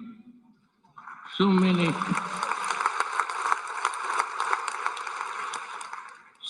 beautiful faces. And you only have to guess when you see the full face of the person. Senate President Vicente Soto III and the honorable members of the Senate, House Speaker Lord Alan J. Velasco, and the honorable members of the House of Representatives, Vice President Maria Leonor Robredo, former Presidents Fidel V. Ramos, Gloria Macapagal Arroyo, Joseph Ejercito Estrada, the Chief Justice Alexander Gismondo, and the Justices of the Supreme Court, Executive Secretary Salvador Medialdia, and the members of the Cabinet, Dean of the Diplomatic Corps, His Excellency Archbishop Charles John Brown, and the distinguished members of the Diplomatic Corps. My fellow government workers, and of course, to my lovely wife, Hanilet, mga mahal kong kababayan,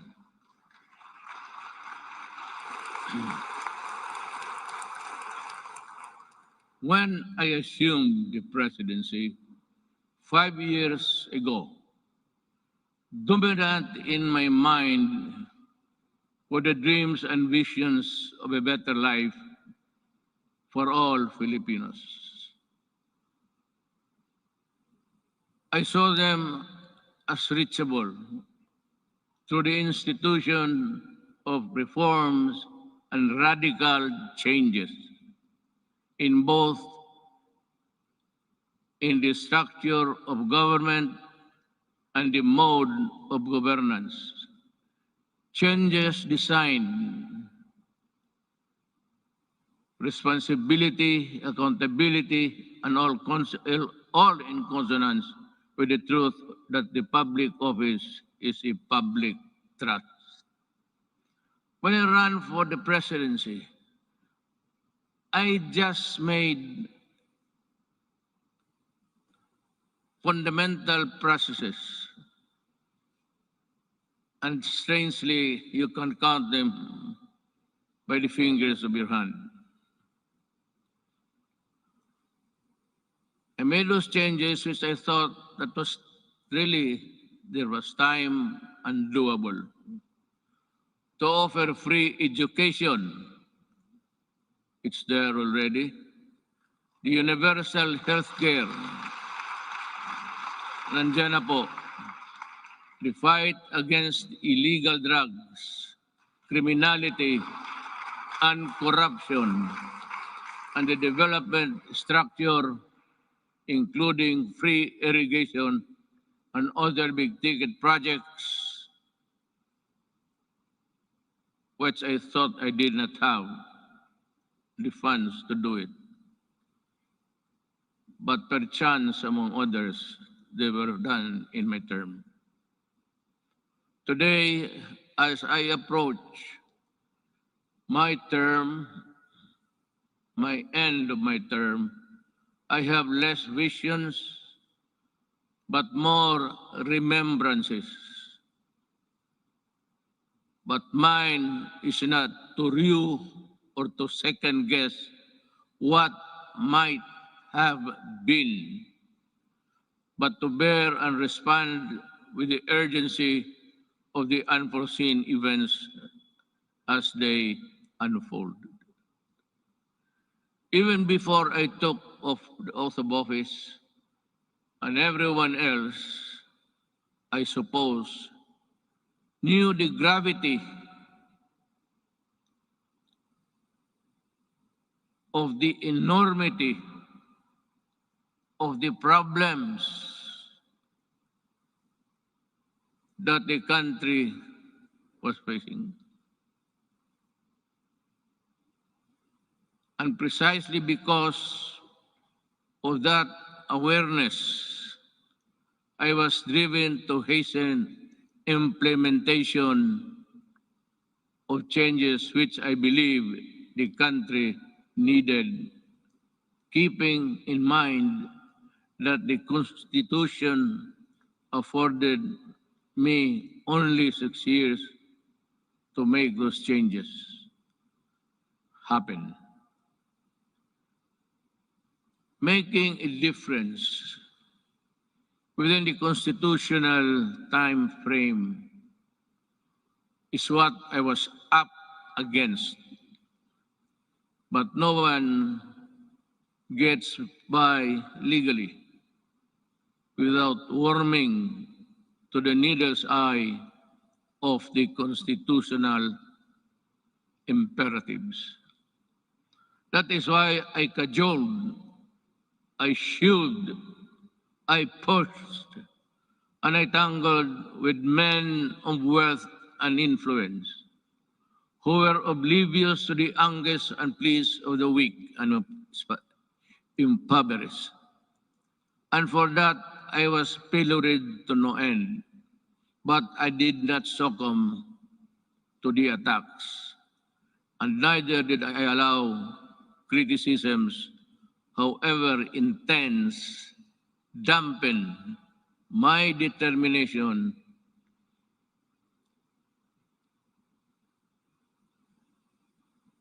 and initiatives, because my purpose was pure and unpolluted.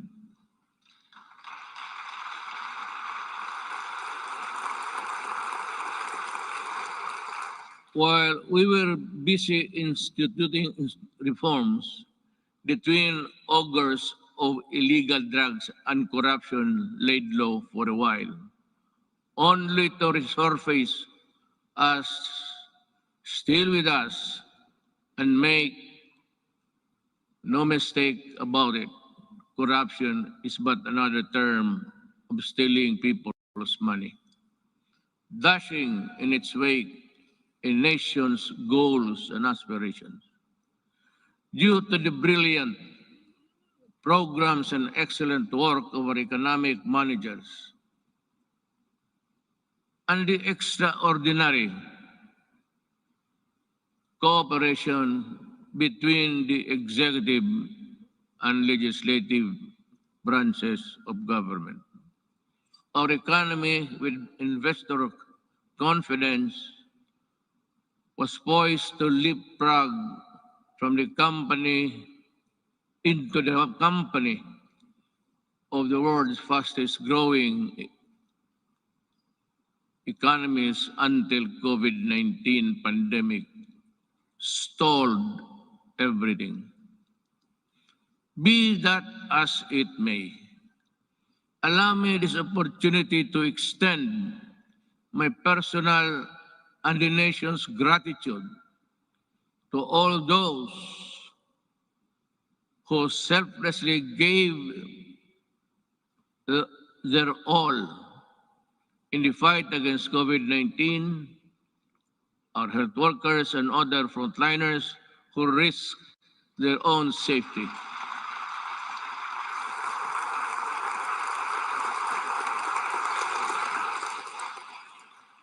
To keep our essential health services and our food supply chain running, boosting the economy activity and ensure peace and order in our communities.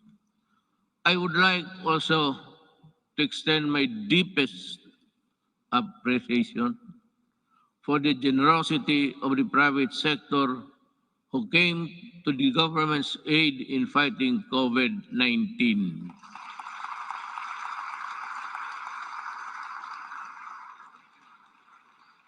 I am profoundly thankful for your sustained assistance to fellow Filipino.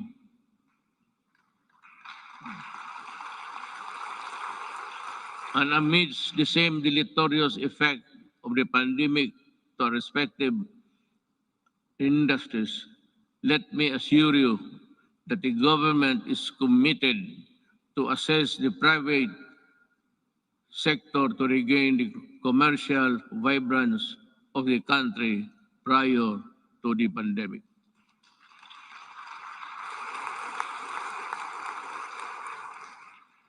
To our local executives, this pandemic pushed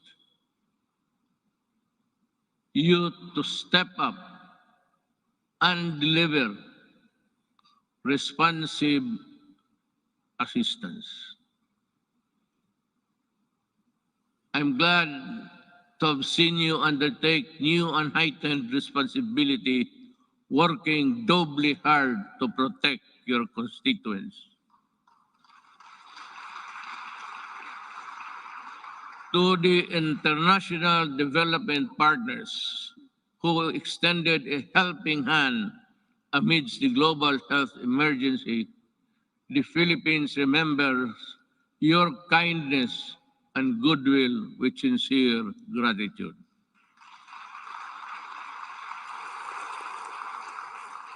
And to all of you who answered the call to protect one another by adhering to our nation's protocols, daghang salamat.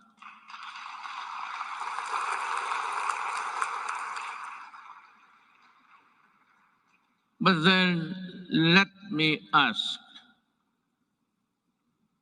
perhaps you and to myself, what exactly is the state of the nation today? In the light of the pandemic which has paralyzed business activities and crippled even the strongest world's economies. So, where do we go from here? Looking back to our accomplishments. In my first SONA, I laid down with utmost commitment and resolve the overall direction of my presidency. A comfortable life for all Filipinos anchored on a people-centered approach to development and governance. If I remember correctly,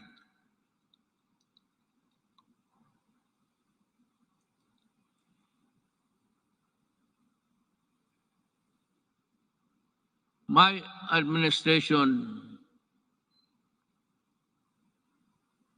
I said, will implement a human approach to development governance in our people's welfare in the areas of health, free education, adequate food and housing, environmental preservation, and respect for the culture. I bore no illusions that steering a nation towards a comfortable life for every Filipino would be easy. Indeed, the past 5 years have truly been challenging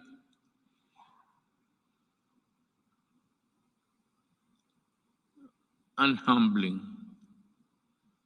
I stand here before you today bearing no conceit, but if there is one thing that I could be proud of, is that not once did I waver in doing the unpopular, even if it meant upholding the greatest good for the greatest number.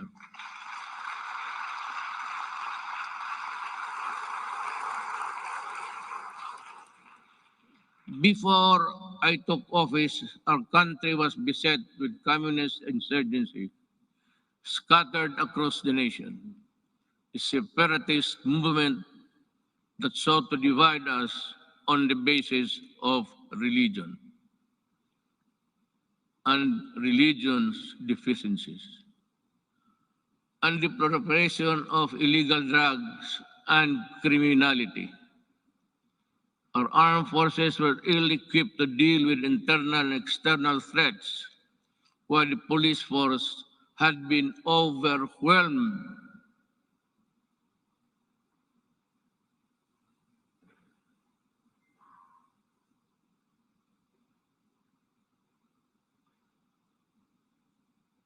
by criminality and the drug trade problem.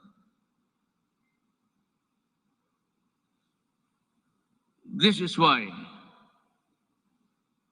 I made it a priority to strengthen the institution, boost the morale of the men and women of the armed forces of the Philippines and the Philippine National Police and other armed services.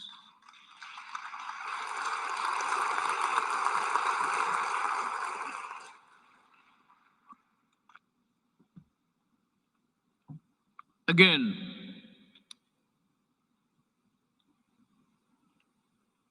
I thank Congress for working with the Executive Department in enhancing capabilities of the AFP and PNP through our modernization program. In 2018, we raised the salaries of our military and uniformed policemen and personnel to a level commensurate to the critical role they play in upholding national security and maintaining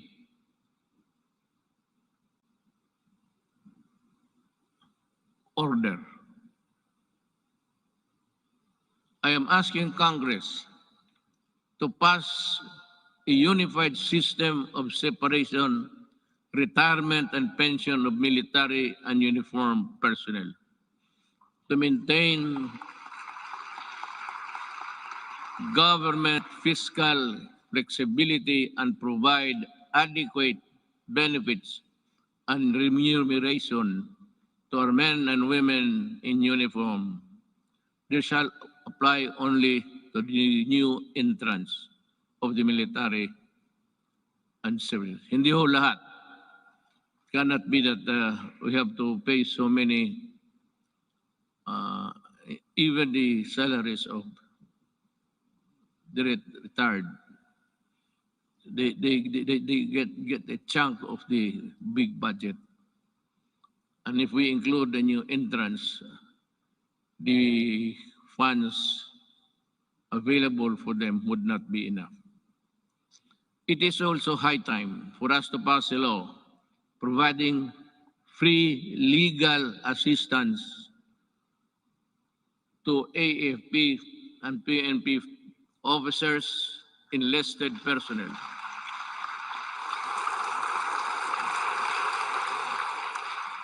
To help them from charges arising from incidents related to the performance of official duty. The continuous upgrading of our defense capability shall ensure that we shall uphold our territorial integrity and sovereignty from external and security threats among the new additions.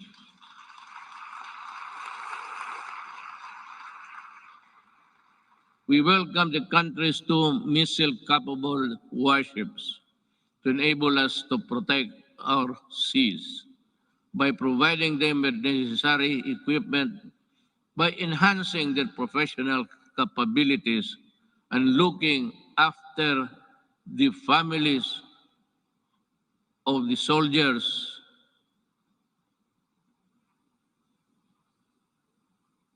who would not be longer be in their company. We do not only strengthen our military and police institution, we also inspire them to serve this nation with the highest degree of loyalty and patriotism. We enable them to carry out their mandate to defeat all enemies of the state, whatever the cost. Indeed, I am proud of the accomplishments of our troops in securing our nation against all threats to our democratic institution.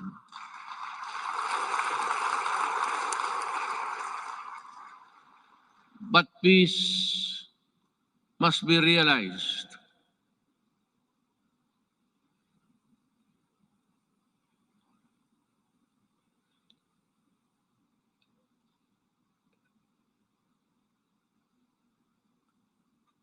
Peace and security is not only just a military concern.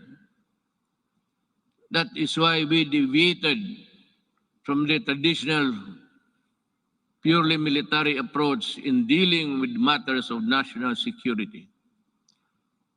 With the creation of the National Task Force to End Communist Armed Conflict, or NTF-LCAC, we have made great strides in addressing the root causes of this conflict by empowering our kababayans who have been used by the communists for many decades. In our continuing effort to build state of safe and conflict-resilient barangays, we have worked towards the sustainable rehabilitation and development of communities where the communists used to operate. Through the NTF-LCAC, we invested in farm-to-market roads, school buildings, water and sanitation, health stations, and livelihood. Alam mo, kasali na tayo dito lahat. Always, every law or every regulation must pass Congress, of course, to the President. But sometimes, in our,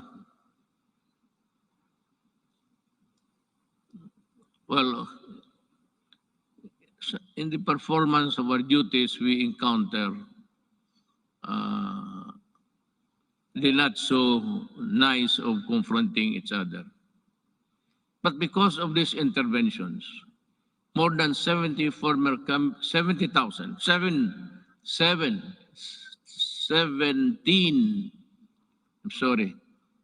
communist rebels have surrendered to government.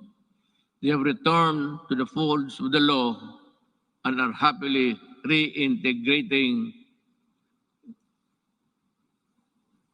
programs or the local eclipse.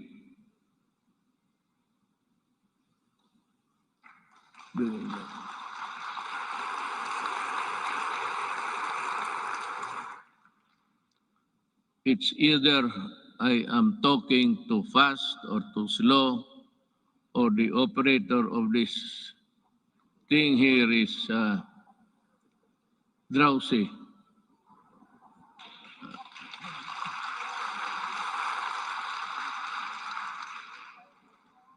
Maybe because I had so many ad-libs along the way. Marami akong akin lang. Kaya yung nahinto ako when I stop and I process something in the gray matter between my ears, hindi humahabol o hindi alam ng operator. Hindi bale, ma'am. Mahal pa rin kita.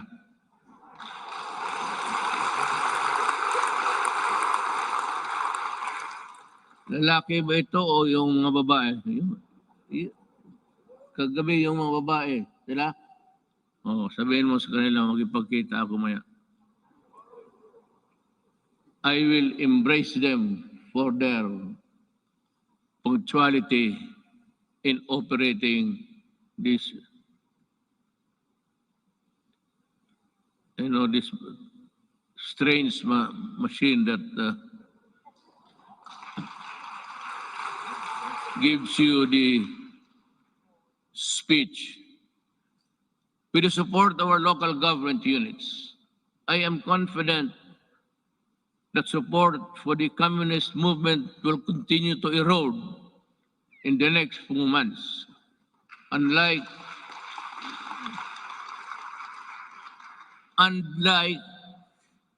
the decades-old Moro rebellion in Mindanao, we also bring an end to the armed struggle of the communists once and for all.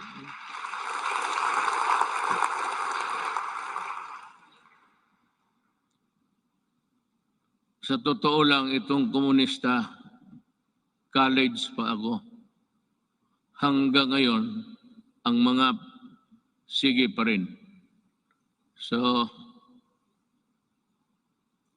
speech mo lang ito, kunwari lang, pero ang totoo, there's a lot of fighting going on in the countryside.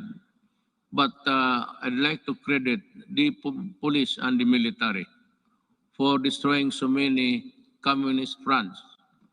I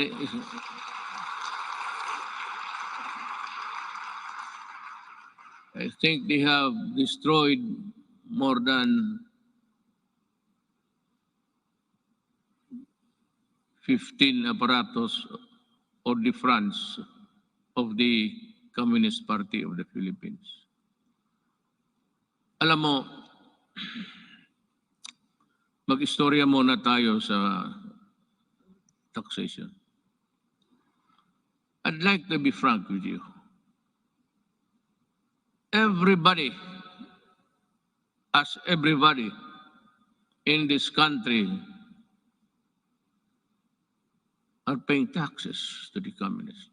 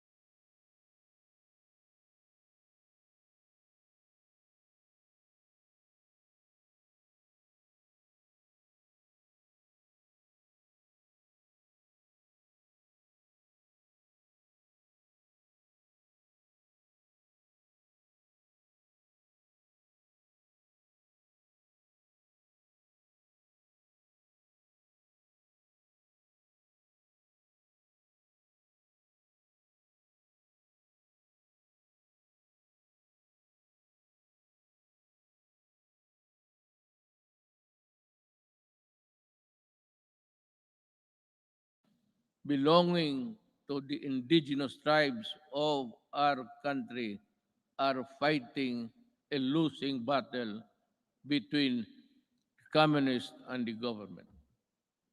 They waste lives, they enlist children, and they are proud of it, but they deny it.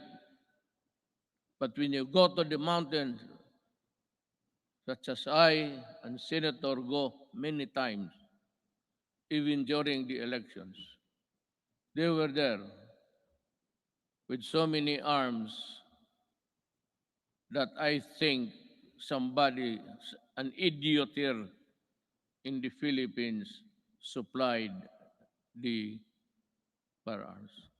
I'd like to ask Congress, especially Senator Bato, kindly dig on because we have identified the person who imported the AK-47 into this country on the pretext of using it in the security, providing security uh, and guards in business establishments and for those who can afford their home.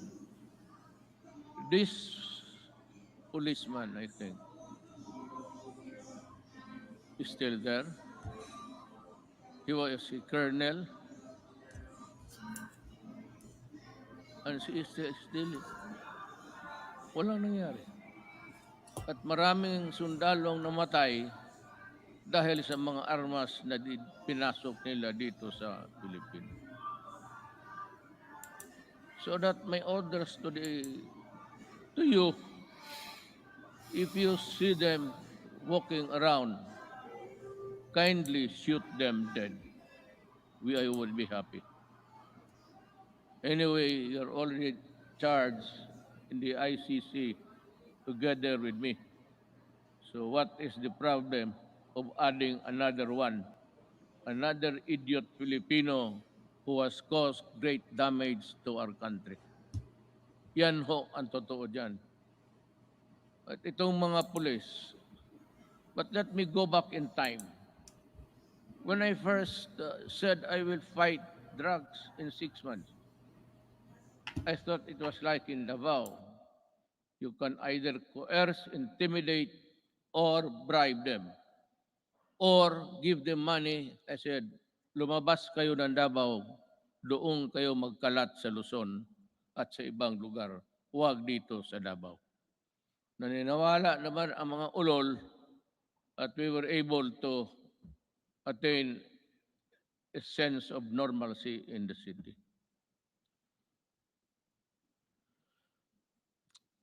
Yun ho ang totoo. There are people charged with corruption and even going to prison for just maybe not telling the truth in their assets and liabilities. Nakukulong. Itong mga police were doing their thing, their drugs. They were the manufacturers and they were the distributor of drugs. When I became president, I asked De La Rosa, he was the chief of police of my city. I promoted him direct to being PNP chief. 4-star na kaagad automatic. But I told him and the others, look for the enemies. Look for where they are. And if you find them, destroy the apparatus. Destroy all, from the manufacturers to the peddlers, because we are fighting a drug war that was being participated in the business by 9 generals of the PNP. Kaya ang sakit sa loob ko. I did not know that I was fighting my own government. Customs and everyone else were facilitating the importation of drugs. And one importation, as you can see it every night on TV, the police now sees about almost $1 billion worth of drugs every day. And if you look at the 888, there are about 1,000 Filipinos arrested every day by the police in connection with drug trafficking.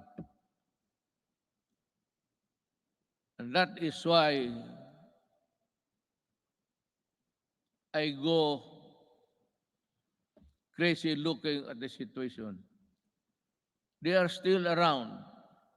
We do not have the laboratories now because nawala na sila. At itong naiwan ngayon are doing the importation. The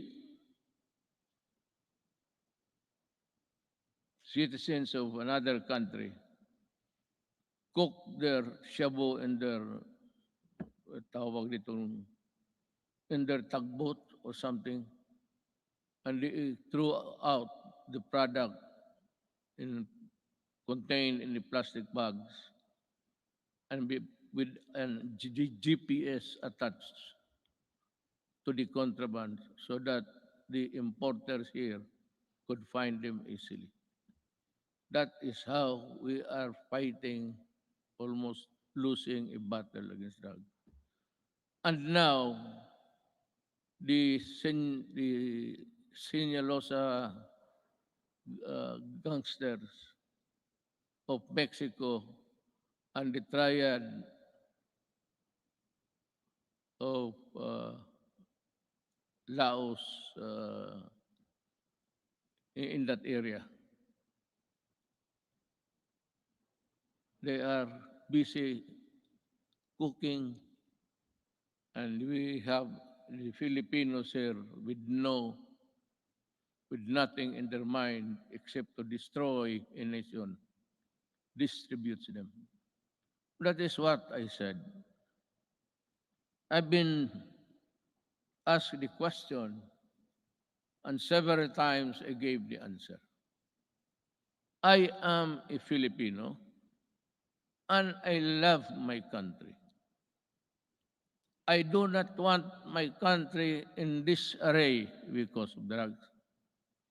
I do not want families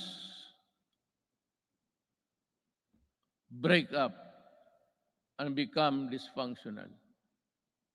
Yun ang masakit sa akin. If you want to destroy a family, look for a way of the member or a resident of that family home. Biglang mga droga. Pag nandyan na yung droga at they are hooked, and that is the end. Sometimes families are separated because of drugs, becomes dysfunctional, at yung mga masawa magpunta doon sa abroad, ika nga, to look for jobs. And you know, in the Middle East, I am not attributing it to any particular country, but there are tribes in the Middle East who are employing our Filipina citizens, and they are uniform. Everybody who comes here home asks them how many hours of sleep they have. They said it's only 3 to 4 hours. And the food is hagwas. And the sacrifice because they send money to the families back home. And thinking all the time that the money was spent usefully, only to realize when she comes home that that family has already dispersed to nowhere. Bakit yan? Because itong mga durugista sa baba, itong peddlers, itong basurero, tawag, sa street lingo, they look for families na may mga nanay, tatay nagtrabaho, ang tatay or nanay nagtatrabaho sa abroad. And to think na iniiwan nila ang mga anak nila kung saan-saan na lang to their neighbors at the tender age of 3 to 4, 5. It breaks your heart. Iiwan lang nila sa kapitbahay kung walang mga relatives. And then, when they come back 4 years after, they now realize that their young sons and daughters have gone into prostitution because of drugs. And their boys or their the male are nowhere to be found and into the drug business also. Yun ang pinakamasakit. Masakit sa akin na ang Pilipina pumunta doon para magtrabaho because sexual abuse in some tribes in the Middle East have this notion that if you are a slave or you are a paid person working for them, sexual abuse becomes part of the territory. Kaya dyan ako pumuputok at nakakita ko yung mga pamilya na sira. And to think that they labored without sleep, eating, I said, garbage, and not being allowed to go to their own church to pray, well, that is prohibited by them. And we have been, just because of their money that they get, we just look the other way around, but still being, bothered every night and day. What will happen to the next succeeding group of. That is why I have in this speech, I talk about slavery. Pero yan, magprangka ako I will never deny, and the ICC can record it. Those who destroy my country, I will kill you. And those who destroy the young people of our country, I will kill you. Talagang nangyariin kita because I love my country. You can do it the legal way, but it would take you months and years. And you know what? The statistics I just learned the other night, that plenty of those who are in the middle class have been released from prison despite the fact that they are charged of trafficking which is non-bailable, and most of them are out. Babae pati lalaki ang kaso. And that is why I said, I toyed with the idea. I said, if there is still space, with due respect to the Senate President, he is a good man. He can become a good Vice President. He is holy. Ngayon, hindi na siya nahuhuli. Noon, huling-huli siya. But with due respect to Senator Soto, who's also running for the vice presidency, he is a capable man, a good man, and a Filipino.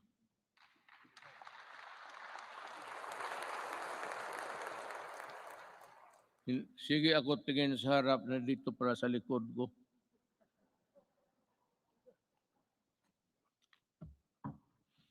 You know, when you are old, I've been in politics, mayor for 23 years, 5 years as a congressman dito. I work here. And 4 years working as vice mayor for my daughter, Sarah. And the presidency. I have been in politics almost 23 plus 4 plus 4. Almost 40.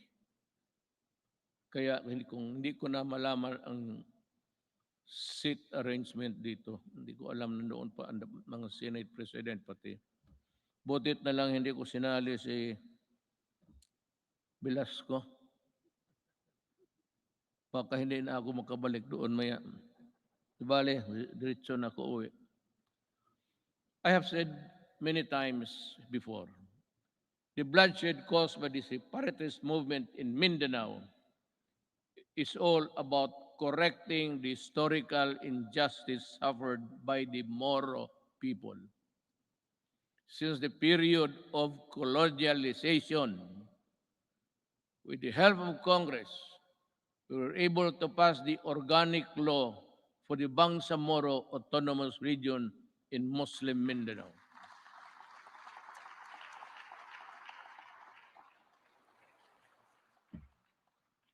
Finally fulfilling a promise that was decades in the making. Our victory in Marawi is also a testament to how the Filipinos' patriotism is far stronger than any extremist group. As I have said before many times, there is no room for lawlessness in this country.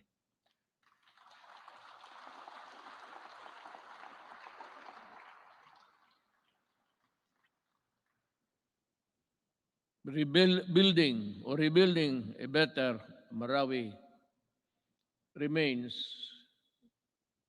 today still not completed. To Task Force Bangon Marawi, we need to race against time, and you have to finish the necessary work for to rehabilitate the war-torn city and bring back its families back home. But let me talk again about the drugs. I was just ahead because I was talking something else. Nag-segue ako. While we have made great strides in ending rebellion and insurgency in various parts of the country, we still have long way in our fight against the proliferation of drugs. This problem has hounded our country for several decades, destroying families and degrading the moral fiber of our society. When the assumed office, I committed to end this problem at the soonest possible time. We launched an unprecedented war against illegal drugs and to destroy their apparatus. That permitted every level and sector of society. We wage war on the manufacturers, the financiers, the suppliers, the peddlers, and the entire syndicates, and more importantly, their protectors in government. We have rescued and reformed drug dependence because of their idiotic sense of decency. While interventions and building facilities not only for the rehabilitation, but also to prepare them to reintegrate into society. Our unyielding campaign led to the surrender of millions of drug dependents and neutralization, capture, and prosecution of thousands of drug personalities. The dismantling of illegal drugs and syndicates and the drug laboratories, the extensive drug communities down to the barangay level, and the cutting of narco politics. You know, allow me a little bit of your time. Wala naman siguro kayong lakad ngayon. Unless na, no, you want to, unless you have this appointment with, I'm sure hindi babae yan. That would be a sexist statement. Kung nagmamadali talaga, halos tumatakbo, babae yan. Kung naglalakad lang na natural, medyo less important yan. Ganon yan. Pero dito wala. I'm not making any sexist. I'm just saying the truth. What is the truth? It's there for all to see. Let me talk about our quest for infrastructure development. 5 years ago, the first thing I made sure was to increase our infrastructure spending to an average of 5% of the country's GDP. This is significantly higher than infrastructure spending of each and past 4 administrations.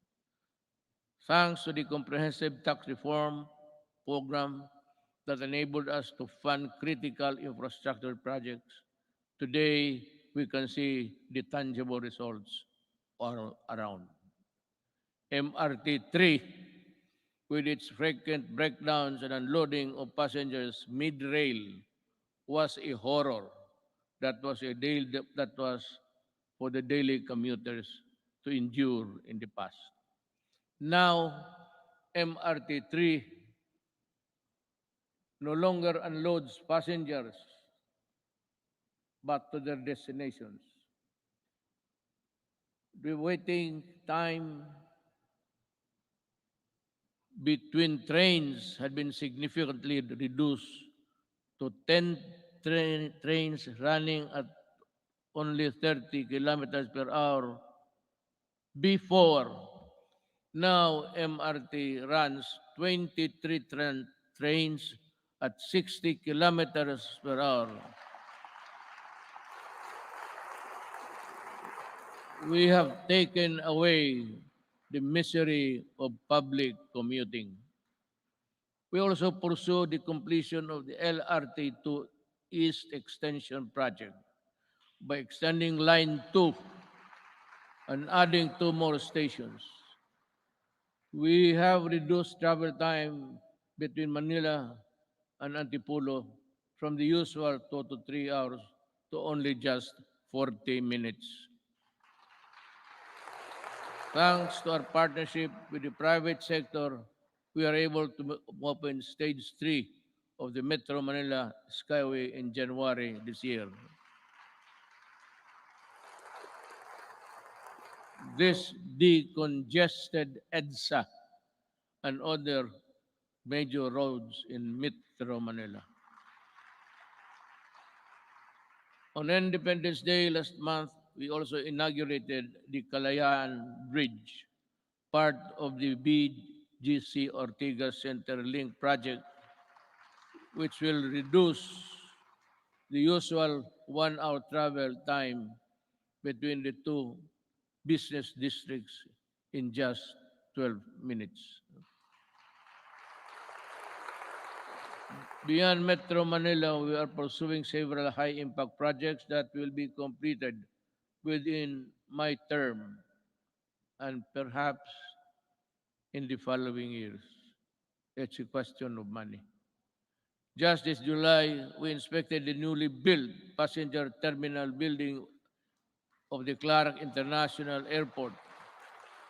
The new and modern passenger terminal is equipped with the latest state-of-art technology.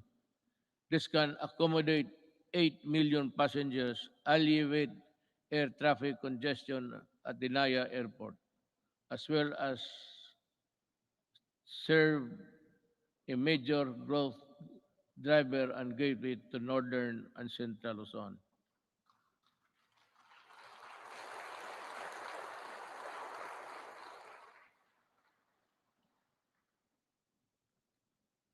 Madali man ang magpakpak, ang basa ang mahirap.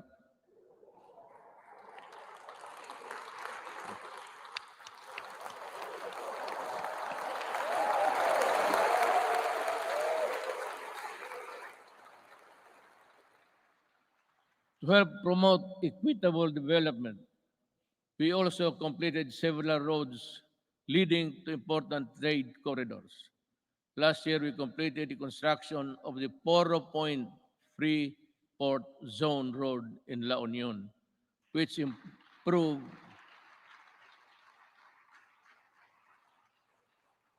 Nakita na ninyo yan? Wala. Sige lang pakpak. You don't even have a picture of what I'm talking about, I'm sure. To improve access to prime spots for investment tourism in the Poro Point area. We also completed the Junction Lanao Pagadian Zamboanga City Road, which will provide easier access to farms and easily transport their agricultural products at low cost and in great quantities to industries and economic zones located in Diplahan, Zamboanga, Sibugay.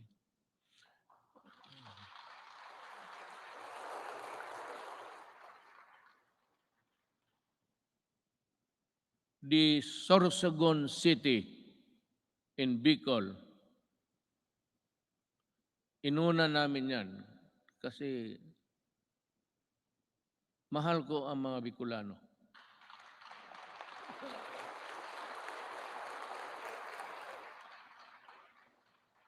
Pangangatawan ninyo yung pakpak ninyo ha. Baka the Sorsogon City Coastal Pass-by Road is targeted completion by the end of 2021, while the Davao City Coastal Road will be completed by 2023. Bakit? Why? Why is Davao last?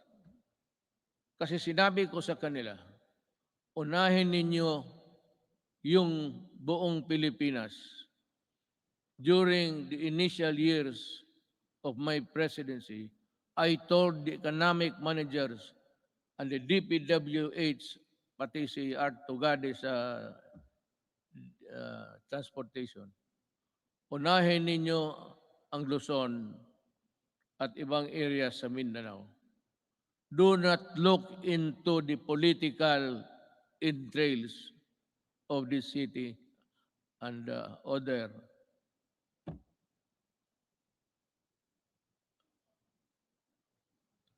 provinces. Sinadya ko talaga na ipanghuli ang Davao. Kaya for the Davao venues, you must understand that we cannot really unahin natin yung, kasi taga dyan ako eh.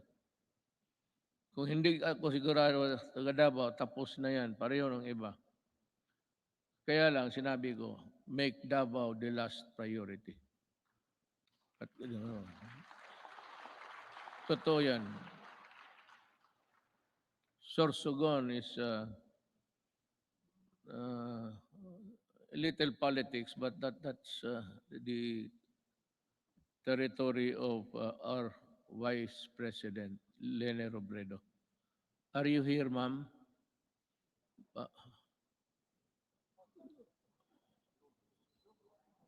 Zoom. Meron ho kayong Sorsogon at iba pa. We have inaugurated new highways and roads and skyways. We have bought new trains, and these are a testament that we have greatly eased the grueling experience of traveling and commuting.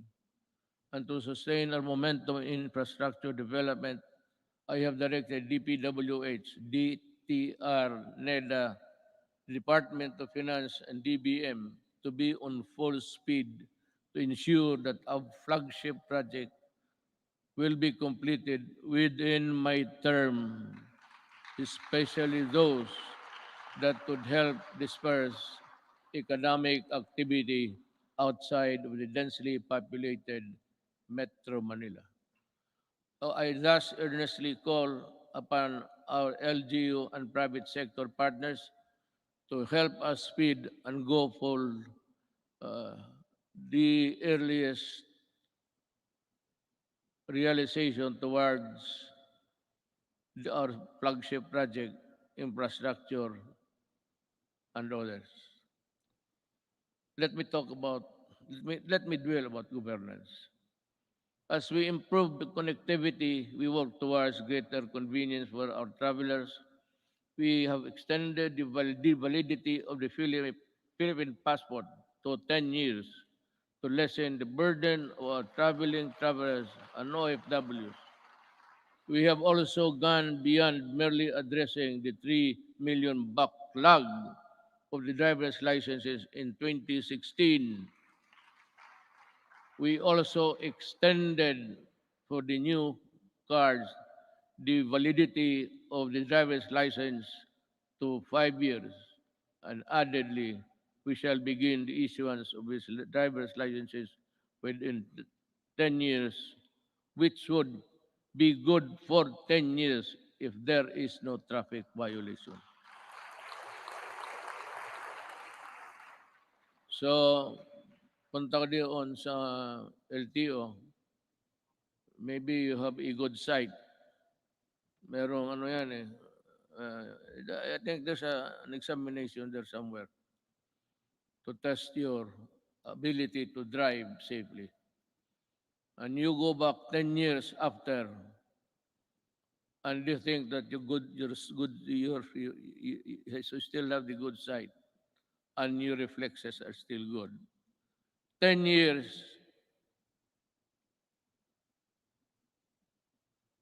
maraming banggaan yan. Sigurado ako. After 10 years, after 5, there should be a stricter measure to issue the 10 years validity of a driver's license by imposing stringent requirements to test the essential functions of eyesight, then the hearing. Yung iba, hindi na nakakarinig ng serbato eh. And so, I have to, you know, 10 years is too long. So I like it. It's good. But we should have, as I said, in 5 years, we should go there for a medical makeover. Tingnan lang kung kaya pa.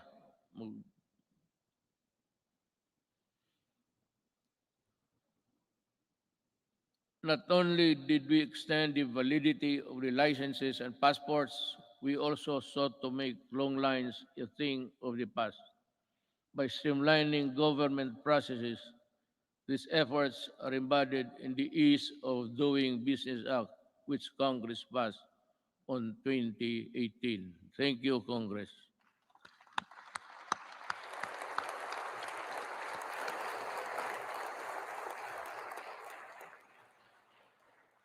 Sa inyo yun. Ako ang nagpirma pala. Ako nag-execute. Pakpak rin kayo.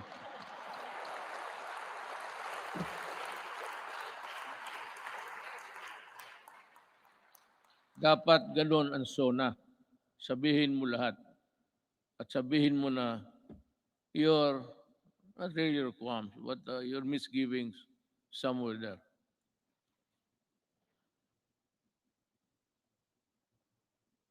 Transactions will be further streamlined with the rollout of the Philippine Identification System, or the PhilSy, to the Philippine Identification System Act. With this, we hope to facilitate the better access, better services and access for all Filipinos, even in the far-flung areas.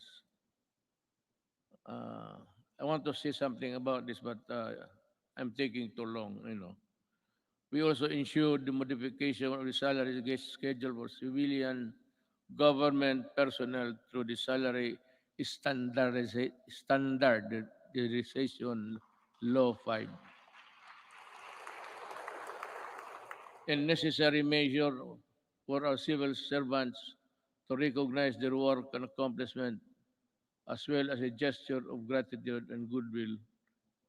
We have this legacy, and we hope to pass on this establishment of central business portal, single site, and for all business-related transactions, such as securing business permits, licenses, and clearances, and launch earlier this year. It shall be elevated our global standing in doing business arena and improve our country's competitiveness. Alam mo ito, yung queuing. When I was a mayor, I don't know, but maybe a legislator or a senator or a congressman, well, not really that he's higher than the others. But kung dumaan ka as a local government employee worker, just like me, for 23 years, itong queuing, matagal ko na ito. In Davao, ang passport issuances na doon sa likod ng SM. Isang gabi, nagmotor ako, nakita ko yung mga paa sa simento.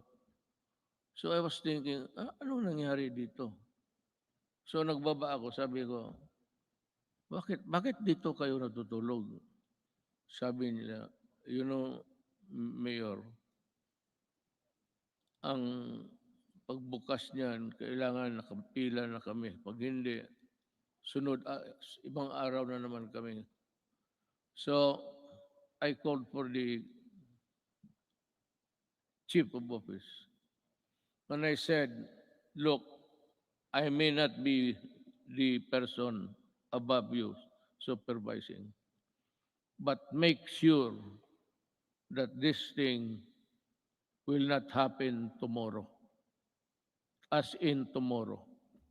Tapos tinawagan ko ang itong Sabi ko, why don't you give cards?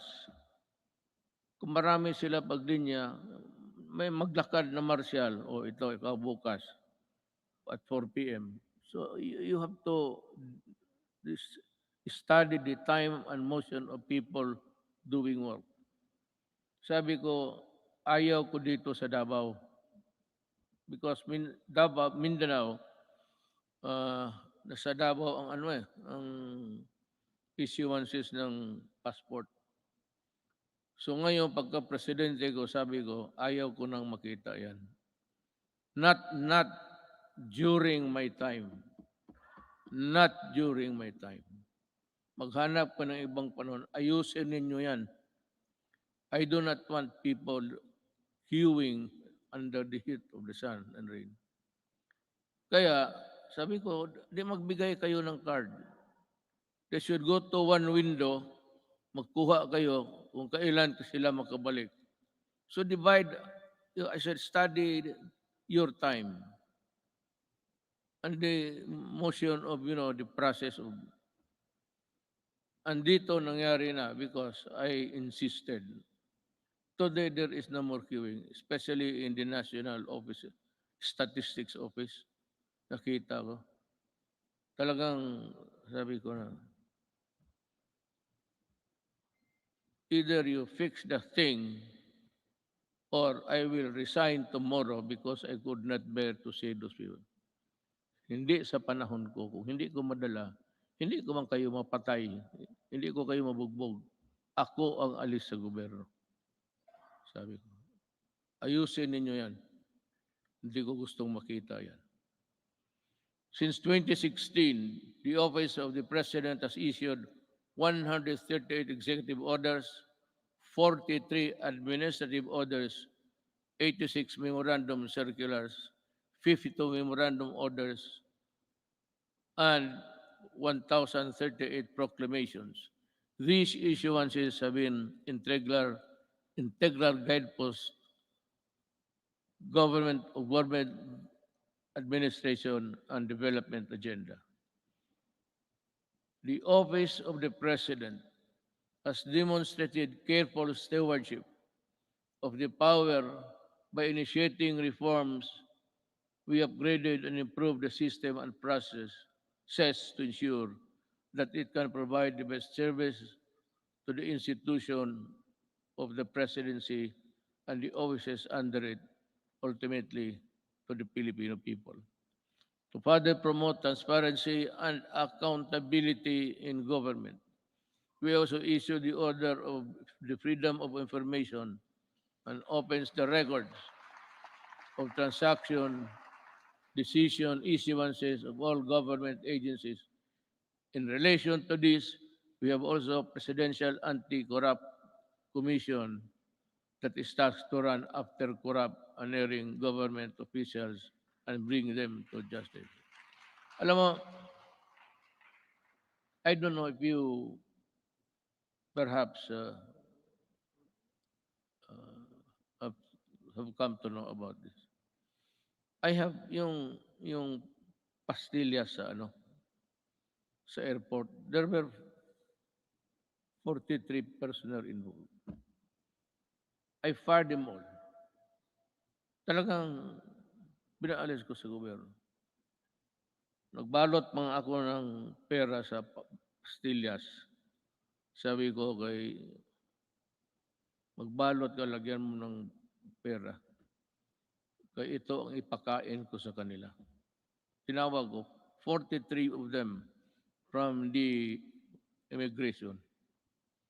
Mabutit na lang nandyan si Justice Secretary Guevara. So that prevented me from doing it because kung hindi siya dumating, and I never expected him to be there, bigyan ko isa't isa yung papel at ipakain ko talaga yung pera sa kanila. Gusto mo ng pera, kainin mo. That is the best way of, then you fire them. Customs 73 plus 42, and every day you have we have dismissed about 200 government personnel. but some I did not allow the publication because may mga pamilya eh. So of late yung sabi nila na wag na lang ano kasi nasasaktan yung mga so ngayon wala na. I have stopped it but there is no saying that we cannot reimpose it again for all of these idiots. I still have about a year to go. I will reach you somehow. But corruption is endemic in government. You cannot stop corruption. Nobody can stop corruption unless you overturn government completely. If I were the next president, if you think that there's really a need for you to change everybody in the system, then you declare martial law and fire everybody and allow the new generation to come in to work for government. Eh, kung hindi mo ganunin, walang mangyari. Nandyan, it's in the system. Kagaya ng drugs. Sino ba naman maniwala na nine generals sa police were into trafficking of drugs? And because they are policemen, the charges simply just, disobedient. Because the prosecution, the investigation, which form part of the vital documents in court, wala eh, nobody was investigating because they are also policemen. Kaya yan kahirap ang ano. Eh, kaya gusto mo, itong mga to, talagang the only way to do it, just call them and say, look for another job. Don't.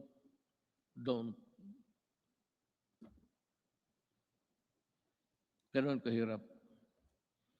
Now, let me pursue my talk with the foreign policy of the country. In the international arena, we have vigorously pursued an independent foreign policy centered on the promotion and protection of our core national interests. Yet,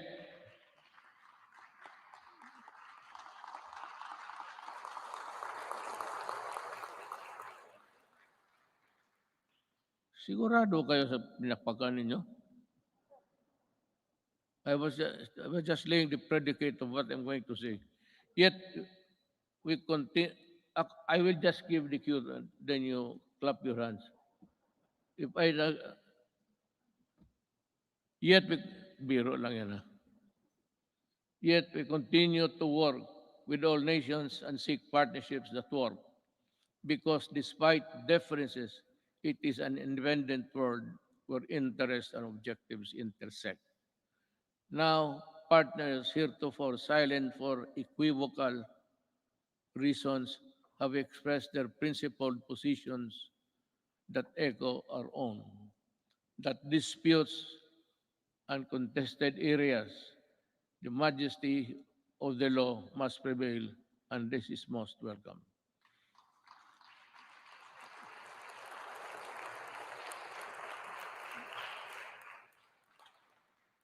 To our friends in ASEAN and around the world, thank you for supporting my government, my country and people, where it truly matters. I assure you that the Philippines will remain a responsible member of the international community.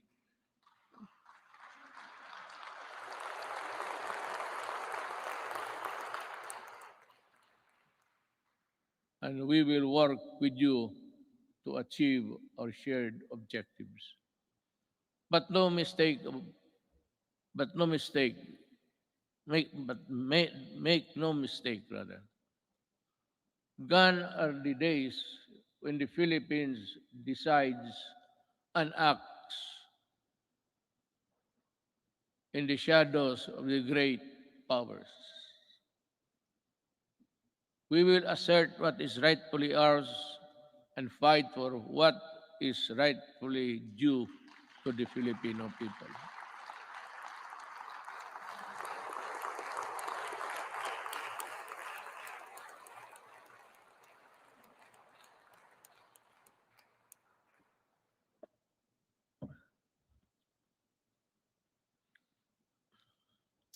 we do not have any SONA every day. Now is as good as any other time to just let it out from puso mo. This is why we sent back container vans of garbage because our country is not a dump site.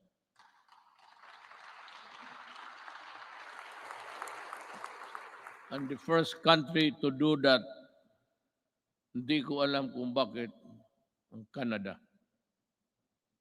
And the container was there for 3 years because hindi alam ng port authorities kung anong gawain nila sa garbage. And I said, isauli mo. I want it done tomorrow. Those containers must be out of our country. Pag hindi, kayong lahat, all of you in custody, I'll fire you. That is a good ground for dismissing people for accepting the garbage. Kaya,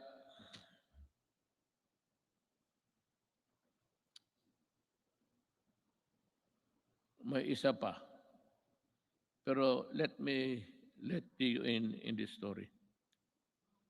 The Balingiga bell. We welcome back the bells of Balingiga after many decades because a historic wrong needed to be corrected.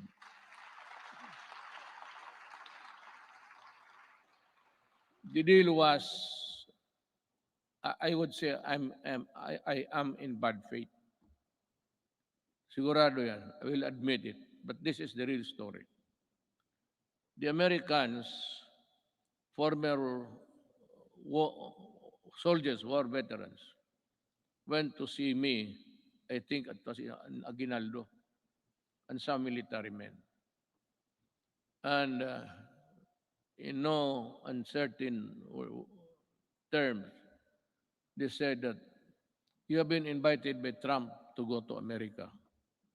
Have you decided to go there? I said, no. Why?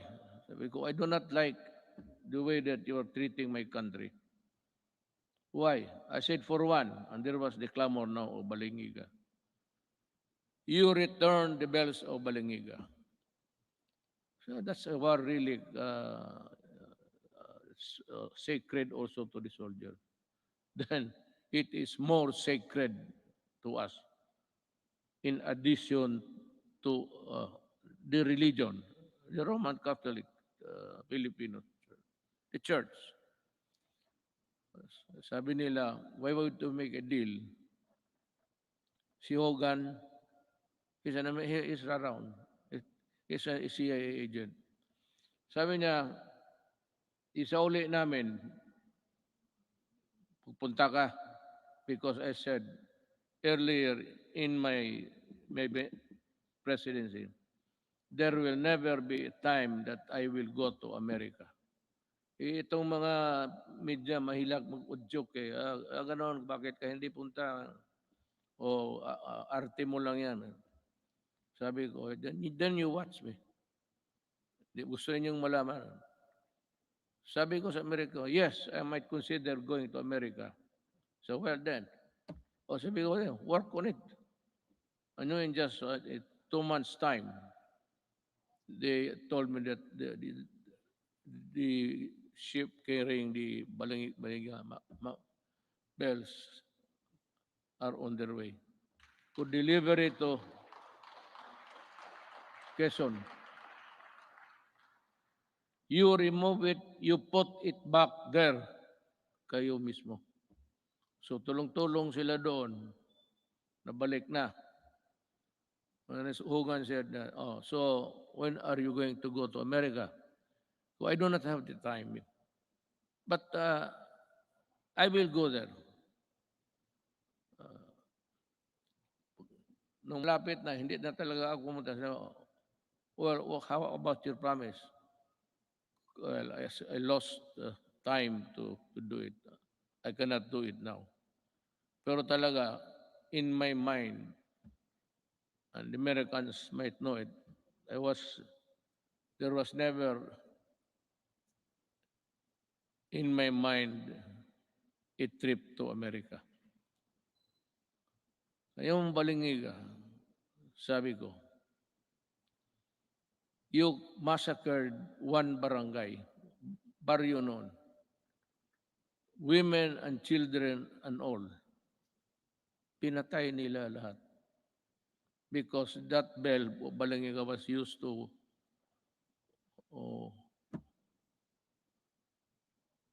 call the people for prayers, ganon. Sa simbahan yun eh. So yung ginawa nila, every time it is used, the Americans knew that it has a great significance to the Filipinos, the Balangiga. After the massacre of one barangay, how many at the time, we would never know. But it was said, isang baryo. No barangay ngayon, baryo noon yan eh. Baryo is an American word.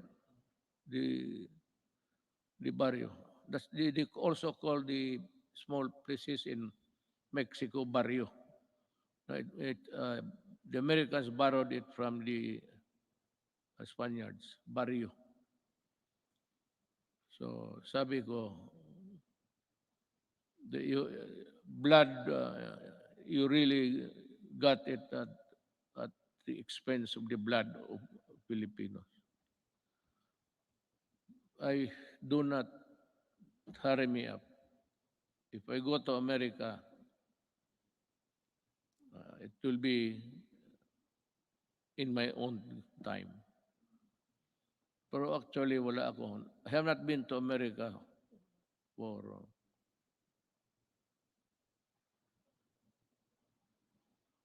almost 10 years, 20, 22 years. I have not visited America, and I do not have the intention of visiting it anymore. We called on the world to dismantle the heinous kafala system. Ito ring isa. Because the Filipino is no slave unto anyone, anywhere. And there is no room for modern day slavery. We helped start a new global civil rights movement for the migrant worker. And we asserted the arbitration ruling on the South China Sea clearly and in no uncertain terms, bilaterally, and the ASEAN, and finally at the United Nations General Assembly. And let me talk about that. I said in the September of last year, the arbitral award is now part of the international law and beyond compromise and beyond the reach of the passing governments to dilute, to diminish, or abandon.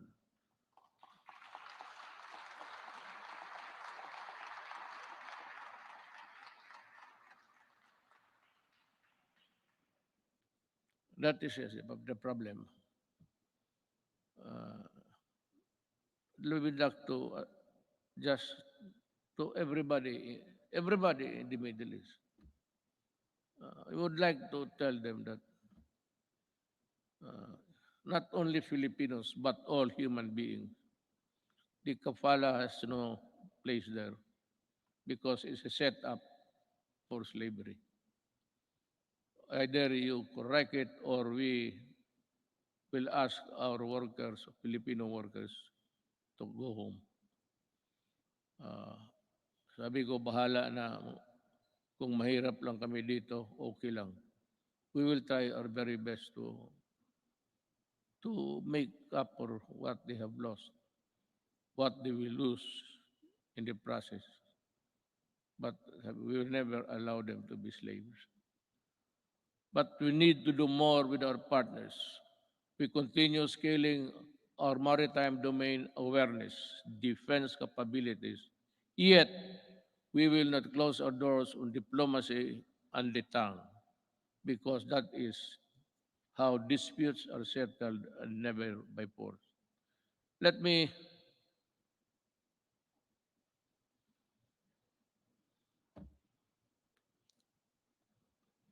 Alam mo, I respect the opinion. You should be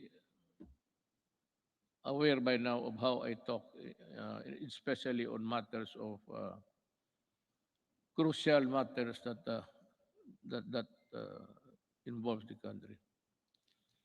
Ito bang arbitral ruling? I've said it in, I think, in the later part of the speech. I said that what's your problem in the arbitral ruling? America and some Filipinos, brilliant Filipinos, I would say, keep on pushing for something which I really do not know. I have made a speech before the UN. Nakasump lang rin, nandito lang ako. Hindi ako pumunta doon. But in that speech, I laid down the bare, sabi ko, ng ating administrasyon. Ano pa ang gusto ninyo? What will I do with a document that is not bind China because they were never a part of that arbitration? There was really no arbitration at all because it was only the Philippine side was served. Well and good. But ito ngayon, that there is the arbitral ruling, you know, I do not want to insult these people pushing me for something more than what I can handle. At anong gusto nila makipagira? Do something. What do something? Do you want war against China? Well, I'll tell you, even on the coast beach of Palawan, before you can take off, the missile of China would be there in about 5 or 10 minutes. It would be a massacre if I go and fight a war now. We are not yet a competent and able enemy of the other side. So what I did was I was just being nice to them. But for some people to say that I was helped by China in being president, these idiots, really. I will never, never do that.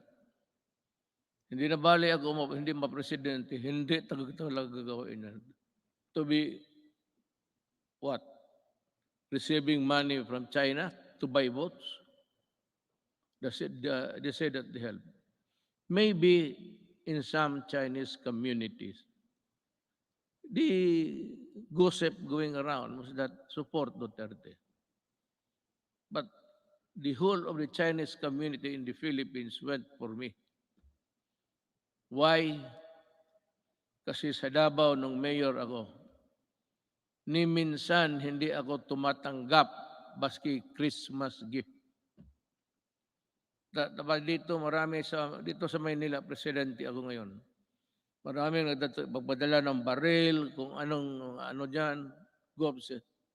Sabi ko, isauli mo yan. Yung mga relo, itong aking relo, it's IWC. This is only 300,000. But the patik that has come way me, sinauli ko talaga, return it. O pag hindi, itapon mo sa Pasig sa harapan nila. Hindi ako tinulungan ng China. Nag-usap kami ng China civilly, but after election. And after election, I was a good friend of presidency. Until now, when the pandemic struck, the first country I called for help was China. President Xi, sabi ko, President, we have no vaccination program here. because we do not have the vaccines. We have not been able to invent one. We might have a hard time. Said, no, it's okay, we'll send you. And he sent us, I donated about 1,500,000 of vaccines. Ganon, kaya sabi ko, ako, lalo na kami mga Bisaya, mabigat sa amin yan, for us Bisayans, yung utang na loob, mabigat talaga yan. Hindi mo mabayaran ng ano, pero pag may utang na loob ako sa iyo, you can be sure that I will be your friend, a true friend, and die for you. Pero ito, China mag-die, bakit ako magpakamatay dyan? Sundalo ako, ubusin ko. How can we fight China? Do we have the weapons? Do we have the everything? Now comes America. They say that if the attack is against the Philippines, they will defend. But they issued a statement that America does not meddle in conflicts involving the boundaries of other nations. And if America has to go to war, you would have to go to Congress to get, American Congress to get that authority to go to war. That is why many presidents, hindi na lang, it was just not an error, a mistake, a malicious mistake. No president has ever been punished for attacking nations, getting into a fight with nothing. And if they come here, well, ang problema kasi nandito na yung balingiga. Sa uli na lang natin, uli. Maybe I'll just return and pag ito it's no big deal to hear to bells. Ring it until you die. Fulfilling my promise to our coconut farmers and the Filipino people, my administration has worked with Congress to pass the Coconut Farmers and Industry Trust Fund Act.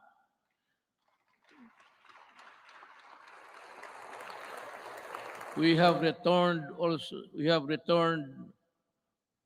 also the cocoa levy funds to its true and rightful owners, our coconut farmers.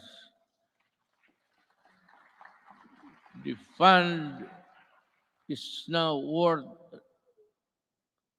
estimated to be 75 billion, which will be utilized according to the plans and programs in the Coconut Farmers and Industry Development Plan for the direct benefit of the coconut farmers and the development of the coconut industry. In our effort to ensure that food is within reach to every Filipino family, we work for the passage of the rice tariffication law in 2019 despite pushbacks. This resulted in the stabilization of rice supply and food prices and the proceeds from the tariffs that enabled us to provide our farmers with modern machineries that increase their yield and sustaining growth agricultural production. We also fulfilled our promise to improve free irrigation. That was the first promise I made some in San Miguel, Bulacan when I was campaigning. The farmers invited me to go into the farms inside San Miguel, Bulacan. And we had a sort of a meeting, and the first thing that they were complaining about was the severity of the irrigation that they have to pay 5,000 every month, every year. So sabi ko, I will work on it. Free Irrigation Service Act of 2018 is the product that now lowers the cost of agricultural production, especially for poor farmers. We also work to ensure that households have adequate supply of clean water, potable and affordable water. Is more than a commodity. It is vital. It is a vital public good.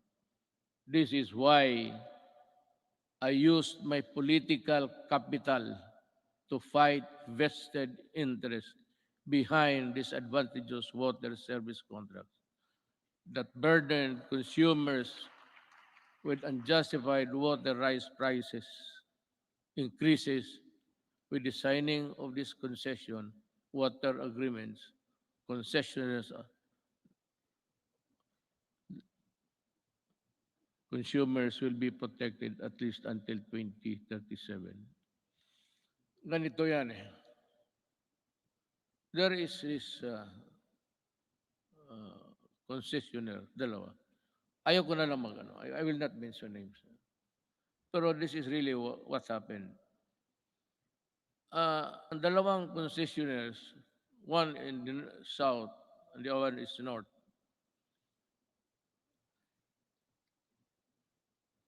As the rich cartel dito sa Southeast Asia, ang kinakapture nila ang electricity pati tubig.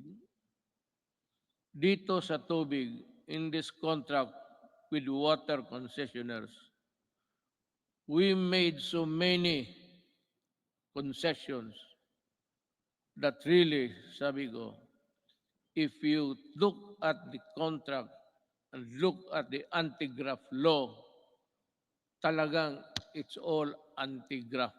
All of the sentences, even the period, and question mark there. Bakit? Sila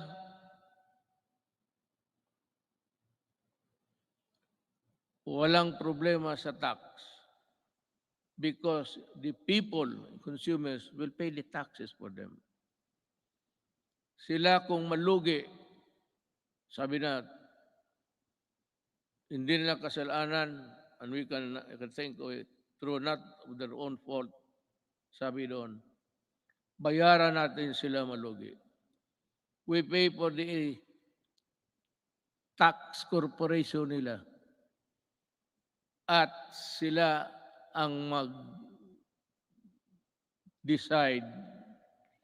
kung i-increase nila o i-decrease nila ang water prices. The regulators, itong mga regulators sa Pilipinas, walang magawa and they acceded to the contract. It was really, I do not know how to put it. Kaya ako nag-pardon, di ba? Di ba nagmura ako? Sabi ko,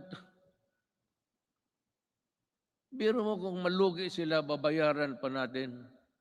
Tayo ang corporate tax nila. Tayo ang magbayad. And it's a cartel that service concessionaires are part of the cartel of Malaysia and Indonesia and they form part of that mother corporation. Itong mga sa Pilipinas, pati Malaysia, Indonesia, they are just, kumbaga sa storya, chapter lang yan sila. So being controlled up by the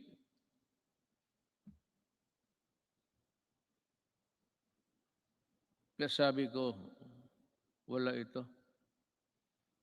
I told them, I told Dominguez, tell them that I am no longer honoring the contract. Meron pa doon, payment of itong tax, water treatment plant to be constructed in the Harrison Plaza site. Yun ang pinirmahan natin. So 1997 up to the present, or up to the month that I do my top, nagbabayad, ewan ko kung ngayon nagbabayad, there's a, sa water bills ninyo for enhancement of quality of water. Ang ibig sabihin, water treatment. And they were collecting since 1997.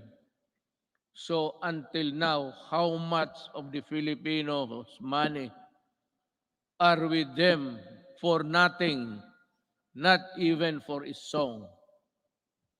Kaya ako, if there is something, hindi naman proud, but if there is something someday that my children will say, what have you done for my country? Sabihin ko, sila.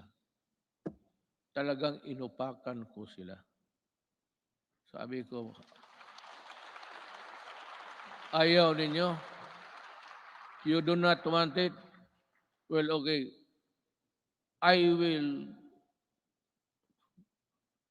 will just confiscate your system and call the military to operate it. I will exercise the eminent domain and expropriate all of your assets here. Kasi gagawin ko.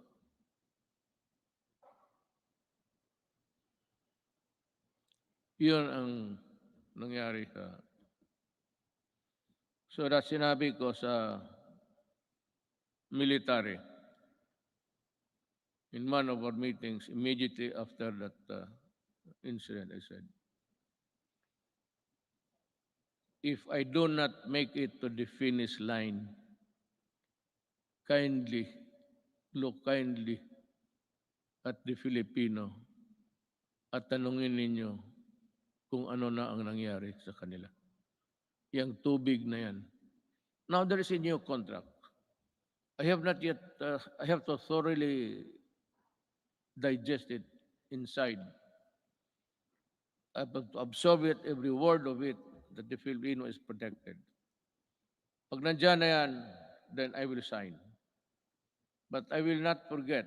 I'm telling them the crime is there already. And any Filipino who would want to go after you can.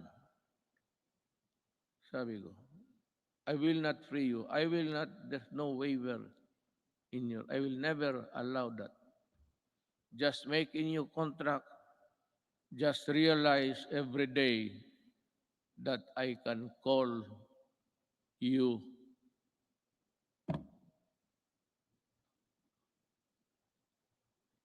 itong frequency ng ABS-CBN.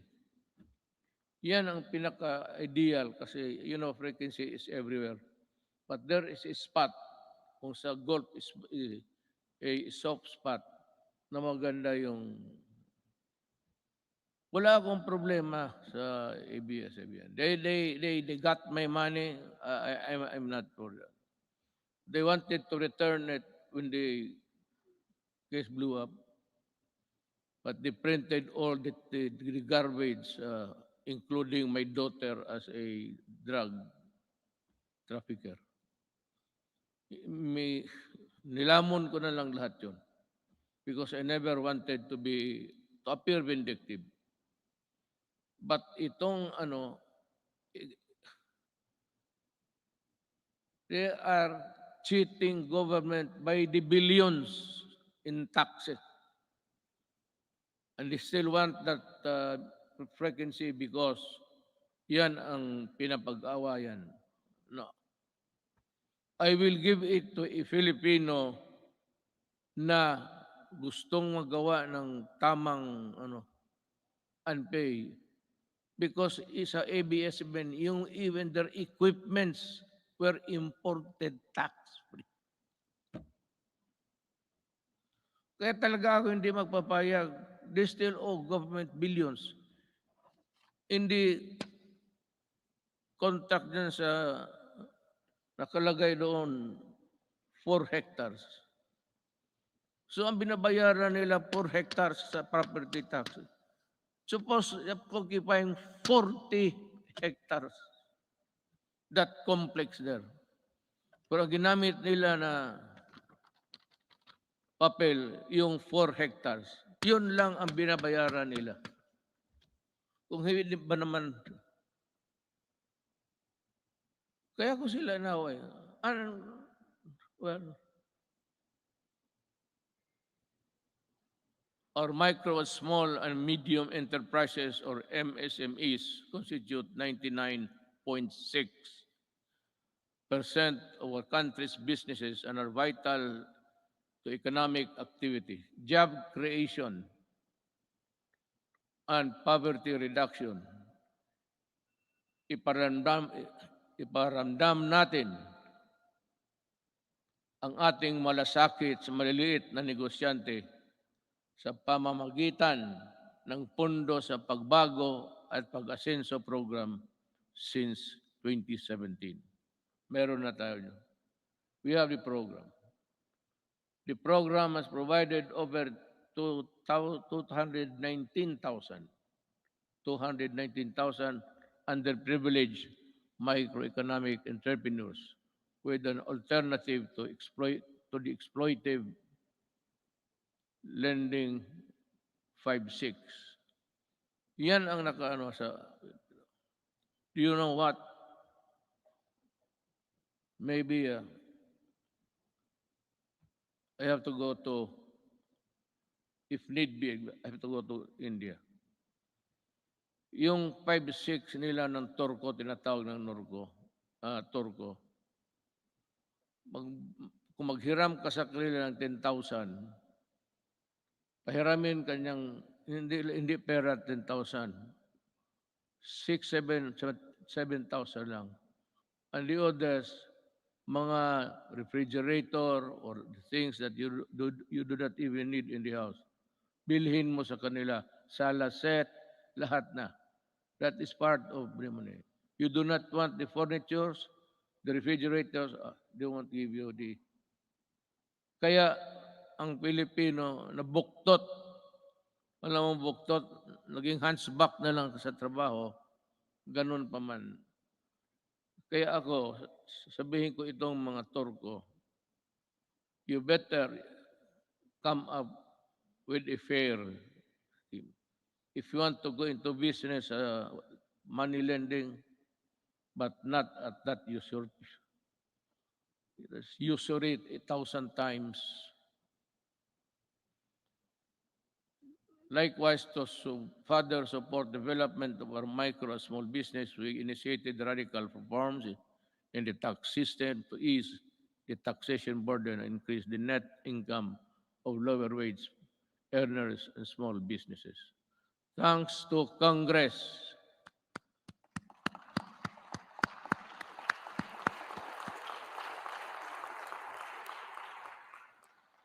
Yan, hindi pa ninyo alam ha. Sabi ko lang, thanks to Congress and our revenue-generating agencies, our tax reform sustained our economic growth from the third quarter of 2016 to the fourth quarter of 2019, which made the Philippines one of the fastest-growing economies in Asia until the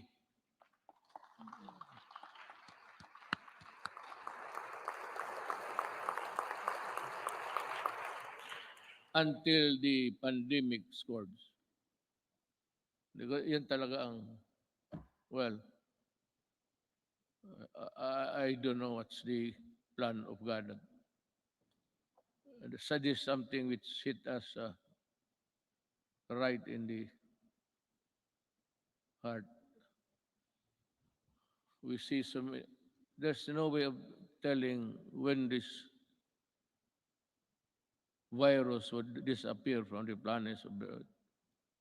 We can only pray to God to look into our direction and decide on what will happen to this planet He created. However, tax laws are not always perfect, and that is why every now and then they have to be revisited to see if they are at pace with the changing times. Let us therefore continue to monitor the relevance and the impact of overtax laws on individuals and private institutions to prevent serious damage on their financial health. Going now to the social and health issues. To unburden of people from the hefty cost of tertiary education, my administration worked with Congress to pass a landmark legislation that had remained unpassed for so many years. The Universal Access or Tertiary Education Act in 2017, which provides free education to college students and state universities. Thank you, Congress.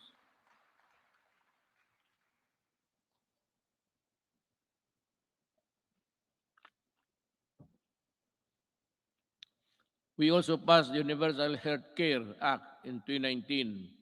And to supplement this, I also signed into law the Malasakit Centers Act in 2019.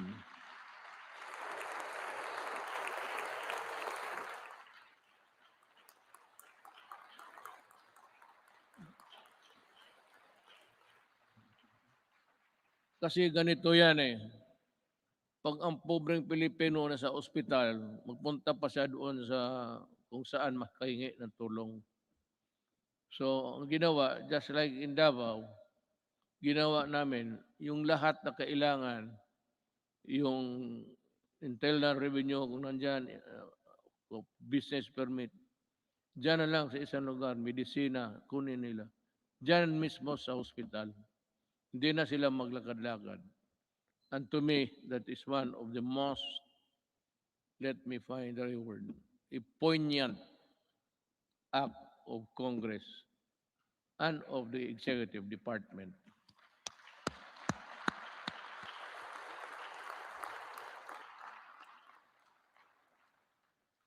Legislation which was sponsored by Senator Bongo.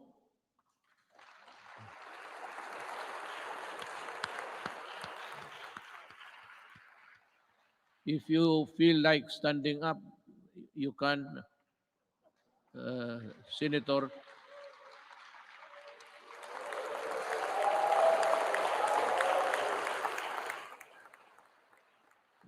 Masikat ka pa sa guest speaker.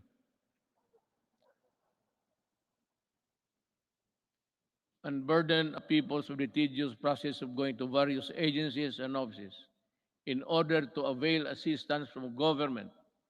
I am pleased to report that we have already established 130 malasakit centers across the country. That has already helped millions of Filipinos in their hospitalization needs. By establishing malasakit centers all over the country, we have actually leveled the playing field and provide our less fortunate countrymen the medical care they deserve. We will be establishing more, God willing, if we are still around. Sa pagtatag ng malasakit center, hindi po kailangan lumapit at humingi ng tulong sa iba't ibang ahensya ng gobyerno.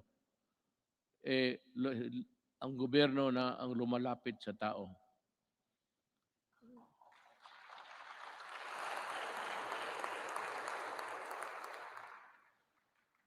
So, let us talk about COVID.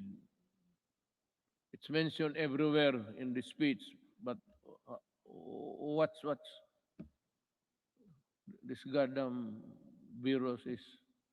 I have to admit, back when I decided to answer your call and run for higher office, never did I imagine that my presidency would not only be judged by how I made good in my campaign promises in fighting illegal drugs, criminality, corruption, but how well I led our nation during the global pandemic. Hindi na ako makapronounce ng buti, baka mayroon na ako. May ambulansya ba dyan? Mukhang iba na ang, I cannot pronounce the words. I hope this is not a symptomatic. Prior to the pandemic, we recorded our lowest debt to GDP ratio since 1986, the highest revenue effort since 1997, the highest credit rating in the country's history, yung sa bangko. Because if your rating is high, it's easy to borrow at maliit lang ang interest. That is the dynamics of a rating by Fitch and Poor, mga ganon. So, and the lowest rates of unemployment and underemployment and poverty. Well, it's still there. It is beyond dispute that our economic governance fundamentals were robust when COVID-19 hit us. I am sure that much can be said about the way we took on the daunting challenge of preserving lives while sustaining our momentum towards the developmental. Dito na lang ako.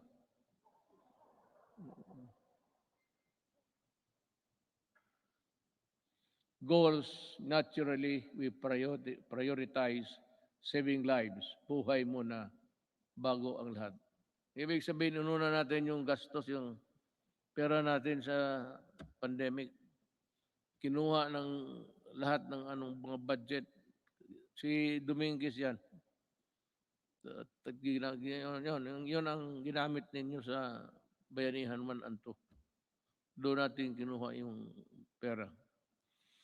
We move quickly to safeguard the well-being of every Filipino through preventive and responsive health and safety measures and broad inclusive social amelioration programs or SAP.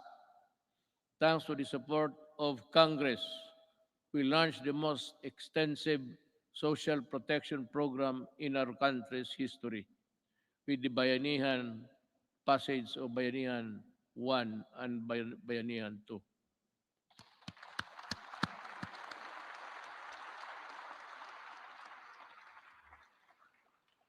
Indeed, our national health system and the resilience were tested to the hilt.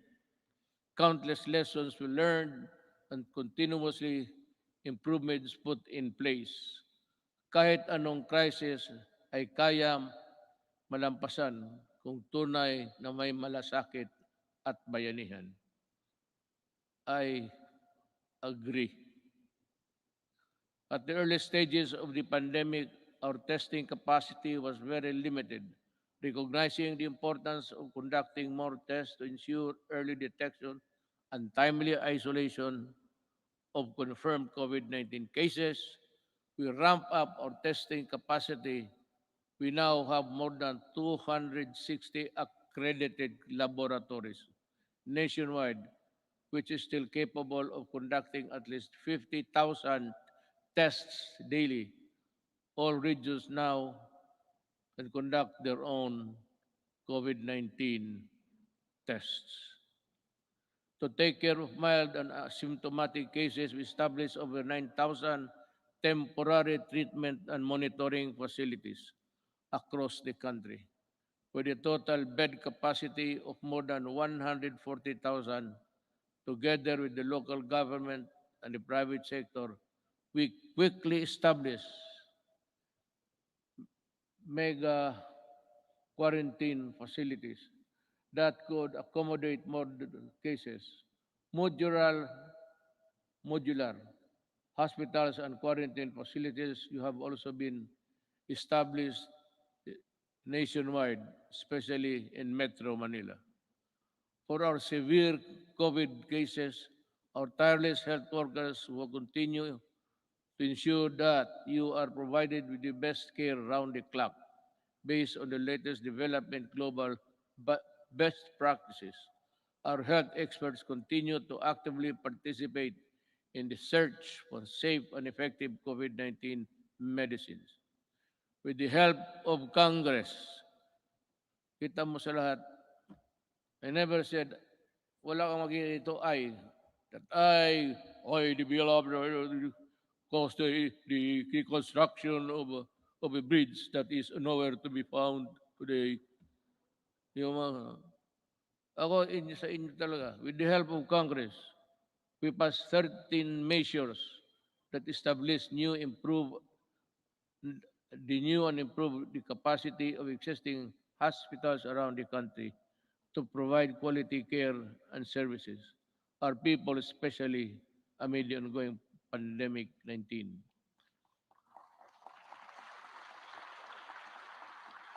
This includes establishing new medical facilities in Mandaluyong City, Bacolod, and Davao Occidental, increasing bed capacities to existing health facilities.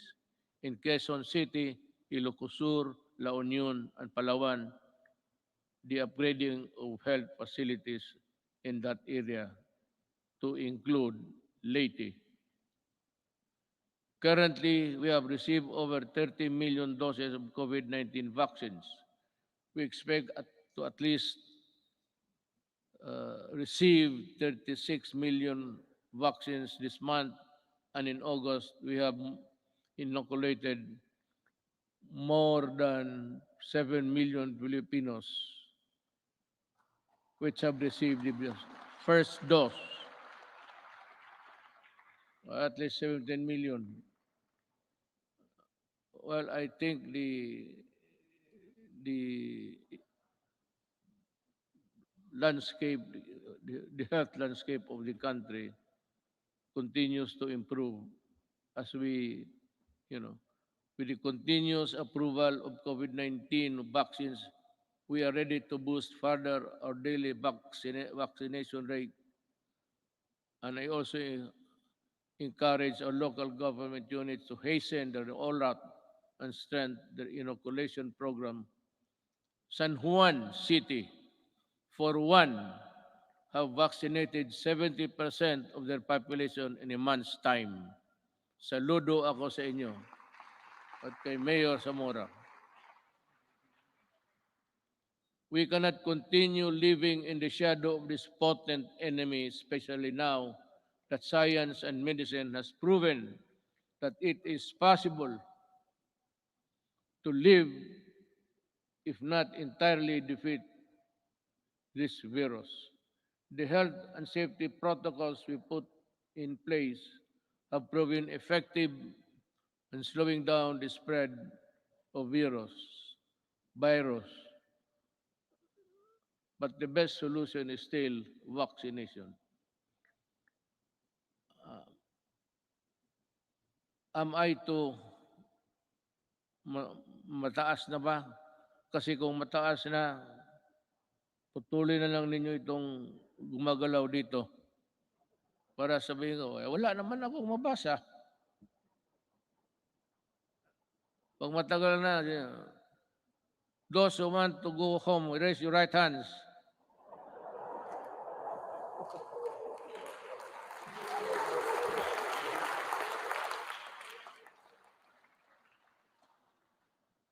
Pati si Monsignor, makagtaitaas niya kamay niya. That is why I implore our countrymen who are now in the list of sectors to be inoculated to get vaccinated now. And to those who receive their first doses, please return for your second shot. I also ask for patience for those who are next in line to receive vaccine. More and more COVID-19 vaccines are arriving each week, and you will soon have your turn.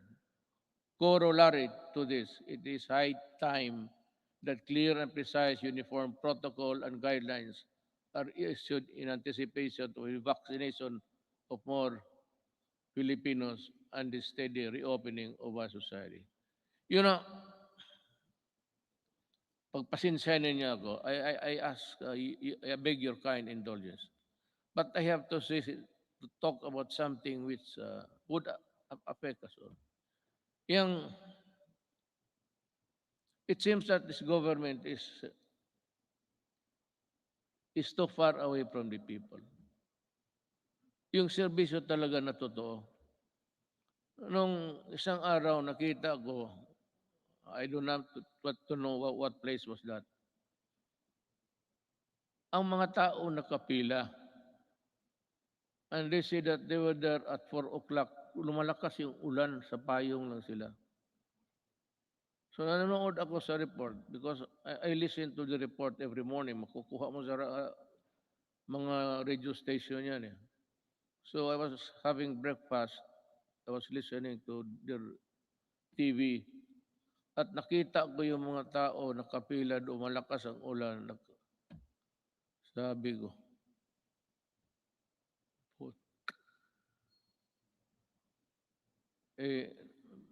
doon sa breakfast table, nagmura ako.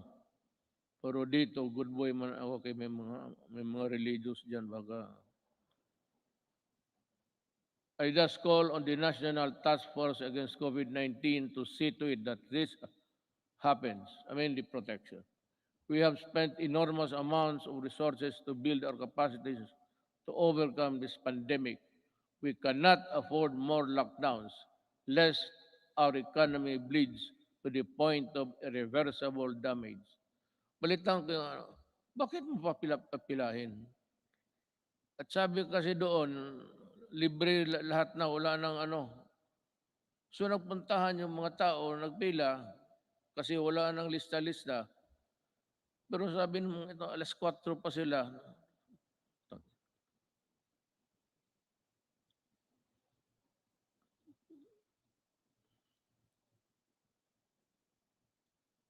Hindi lang ako pwedeng alam mo sa totoo lang, hindi naman ako nagyayabang.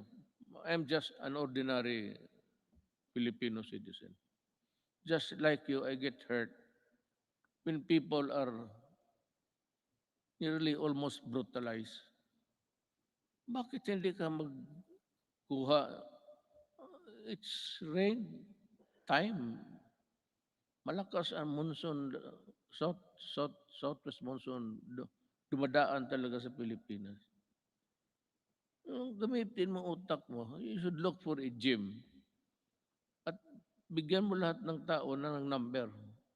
Hanggang dito lang po. Hanggang dito lang tayo. Balik kayo. Itong bukas, from 15 to 20, kayo na naman bukas. Bigyan mo lang card.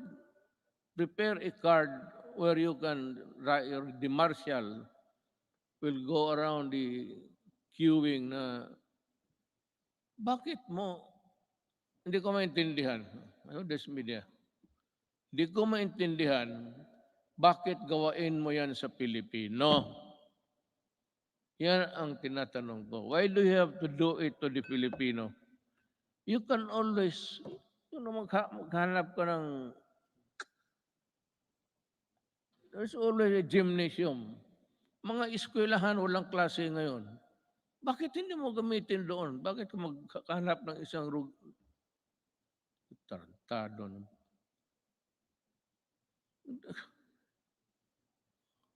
Kaya lang ako, well, it is to my chagrin, because gusto kong lumabas. Itong PSG lang na ito ang, sabihin ko sa inyo, huwag kayong magpresidente. Wala talagang, sabihin ko, maliit ang sweldo. Wala ka. If you're not there really for mag-corrupt ka dyan, well, it would make you a billionaire overnight. But kung magtrabaho ka lang ng ganito, ako presidente, gusto kong lumabas doon, sabihin ko, hoy mga, bakit ganito to? Bakit ganon kayo ka?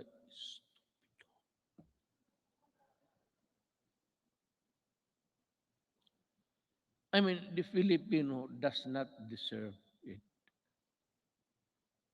Even if they are not paying taxes. Because the theory of government is that all money belongs to the people. And the money is there. It belongs to all of us. And it should be used for public good. But what is the use of public good if you are not good and stupid? So, ganun ang mangyayari sa Pilipino.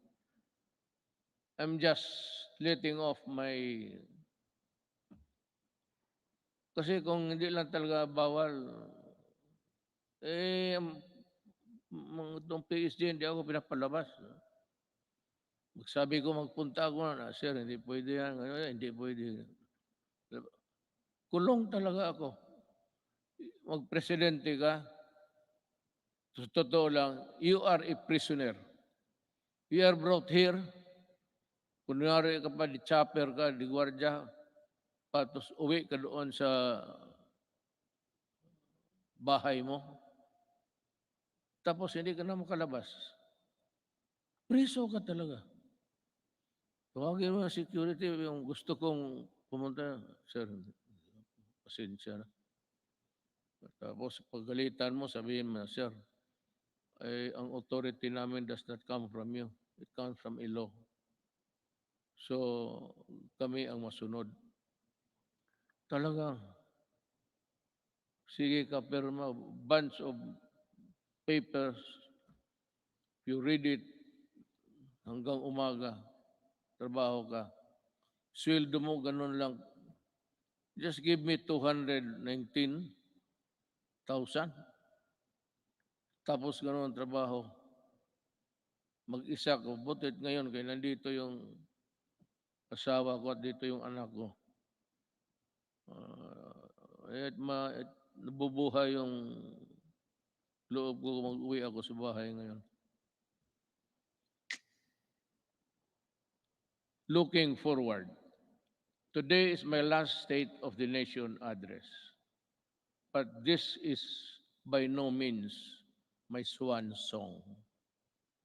I shall never cease to implore Congress to pass vital and critical legislation as well as to push the entire government to ensure nothing less than the full recovery and revitalization of our country. But to do this, it is necessary for us to first overcome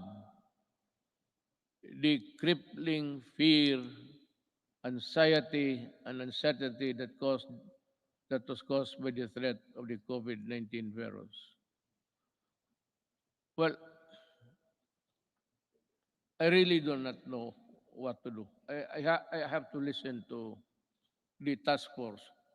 This is a group of people volunteering to be a collective advisor or that would give you the advice collectively, we put it that way, na sila ang magsabi. And we're just waiting for the word.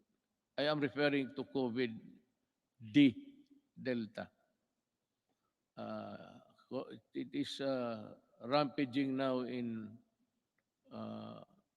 Indonesia, Thailand, India, and many parts of Asia. And ang sabi doon sa the Western medicine says that it is far more aggressive and far more dangerous, and it can cause death easily than the COVID-19 original. So this is as good as any other time to say it. If says that it is really dangerous, you have to go back to lockdown. If there are many people in other parts of the world killing as many than Delta, if ever it will spread, we have it here now. I hope it will not go any further. But if something wrong happens, I'll have to be strict and I have now my word that there will be I, just like what happened in the early days. Kung ganun ang COVID, di saan tayo pupunta? And if it requires a new vaccine, we do not have it yet. I don't know what. Maybe we'll just have to pray for salvation. Sabihin natin, Diyos, we have done everything, but this time we are really put hard on these things that happen. Rest assured, we will exert every effort to ensure the lost livelihood of our affected countrymen.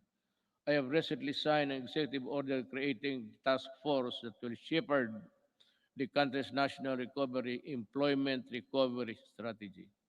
The task force recently partnered with the Employers Federation of the Philippines to implement the reforms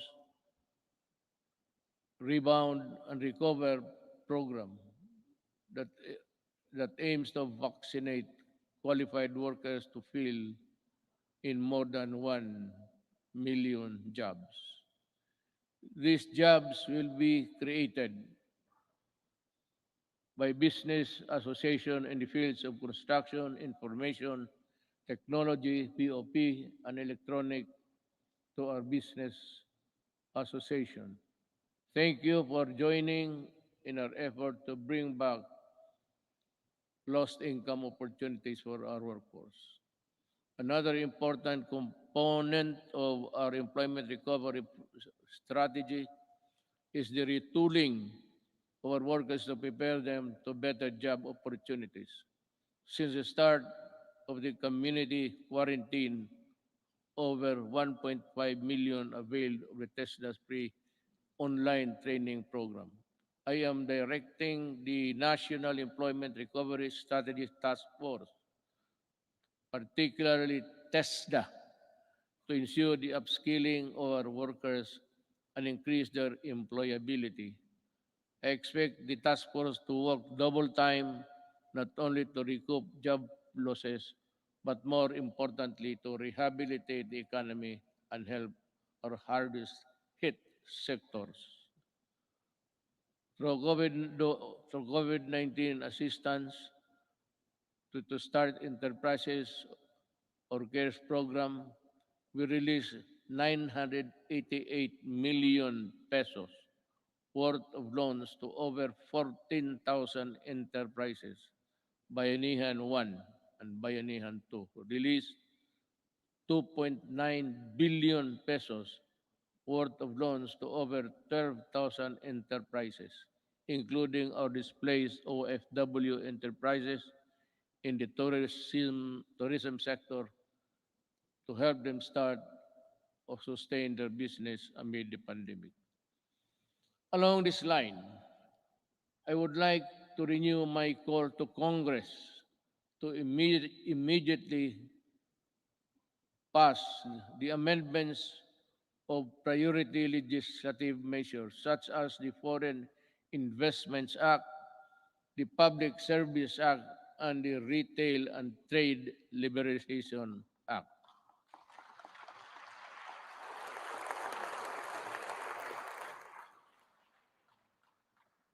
Your applause went well ahead of its realization. You have to work on this, guys, and well, I'm sure that we can have a respite of this contagion in your own little way. Finally, I would like to reiterate my call for Congress again to pass legislation to establish a single agency that shall focus on and respond quickly to the needs and concerns of our OFWs. I pray that our next leaders and our future generations will not squander our natural resources and fight for integrity of our environment in a manner fiercer and more effective than my administration had ever done. The pandemic has taken so much from us as a nation, but like other adversities that tested us time and again, it can never take our courage and resilience and the spirit of bayanihan one, rather bayanihan, and the value of the malasakit are now indelible in us Filipinos. We shall use these gifts to forge ahead towards a better normal. As we come to a point where the risk of COVID-19 transmission can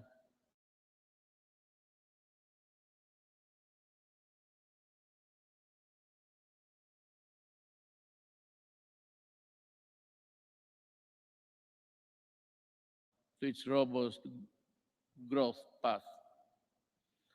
Let me end by adding this particular statements. We are on learning, education, and learning. Despite our inability to conduct face-to-face classes during this pandemic, we remain determined to deliver quality and accessible education to all. Creation of the basic educational learning plan. Community plan enabled uninterrupted learning to students in the basic sector while ensuring the teachers' health and safety and well-being. While the pandemic has demonstrated readiness, resourcefulness, and capability of government to serve the Filipino people through the use of ICT and digital services, it has also shown its inherent deficiencies and weaknesses, as such that they ask Congress to pass an e-governance act that will set up transition of government processes to digital age. I'd like to add something on the protection of our overseas Filipinos. I also ask Congress to pass a law creating the Department of Migrant Workers and Overseas Filipinos.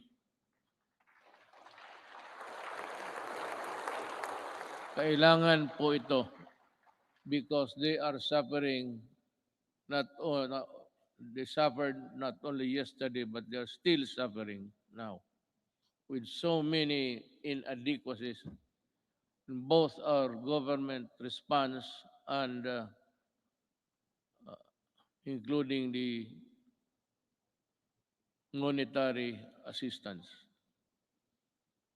To ensure that there is a department that is solely focused on addressing the needs and taking care of the welfare of our countrymen abroad. Before I end, let me also touch on the environmental protection. It has also been 13 years since the Supreme Court to Mandamos ordered the rehabilitation of Manila Bay. Unfortunately, no immediate substantial action to comply with the Supreme Court's order was undertaken until 2019, when this administration started its long overdue rehabilitation. As of May 2019, operating all illegally operating open dump sites surrounding Manila Bay has been shut down, while 151 out of 187 LGUs surrounding the bay have now access to sanitary landfill. Establishments have been forced to comply with environmental laws and ordinances, while those who did not have been closed. As a result, pollutants have been slightly reduced, coliform levels also reduced to its barest maximum, are now in its longest levels in years, if not decades. I urge DDNR to sustain the efforts to continue working with our LGUs to restore Manila Bay to its former glory.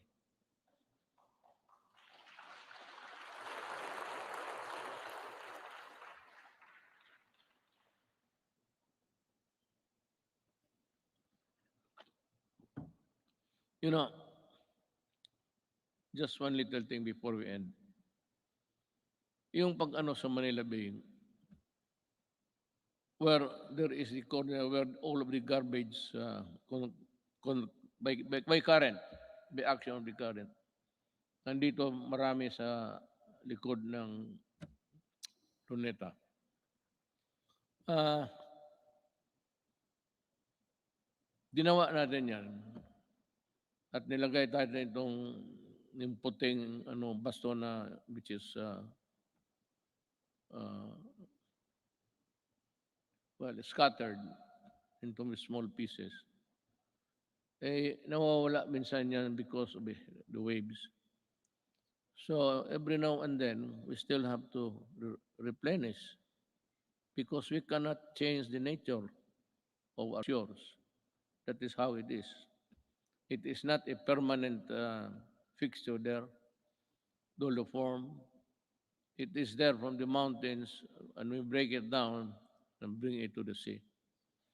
But that would occupy that place, irrespective of there is a high tide or low tide. Nakakatulong yan. At nawawala yan. And the only way to do it is to replenish it until we can think of a good alternative of how we can process the whole thing back to its normalcy. If there was really normalcy at that time or at any other time in the past. On the resilience, again, dinagdag ko na lang ito. So time is good and as any other time again to ask you. In line with this, we hope to pursue the creation of public entities dedicated to managing emerging and re-emerging diseases. I thus fervently ask Congress to enact a law creating the Center for Disease Prevention and Control and the Virology and Vaccine Institute of the Philippines. We must have them. Baski gaano natin kahirap, however poor we are, I think that the Filipinos, given the proper support and the things, the equipment that they have to use, we can, I am sure that the Filipino brain can also process or make vaccines in the future.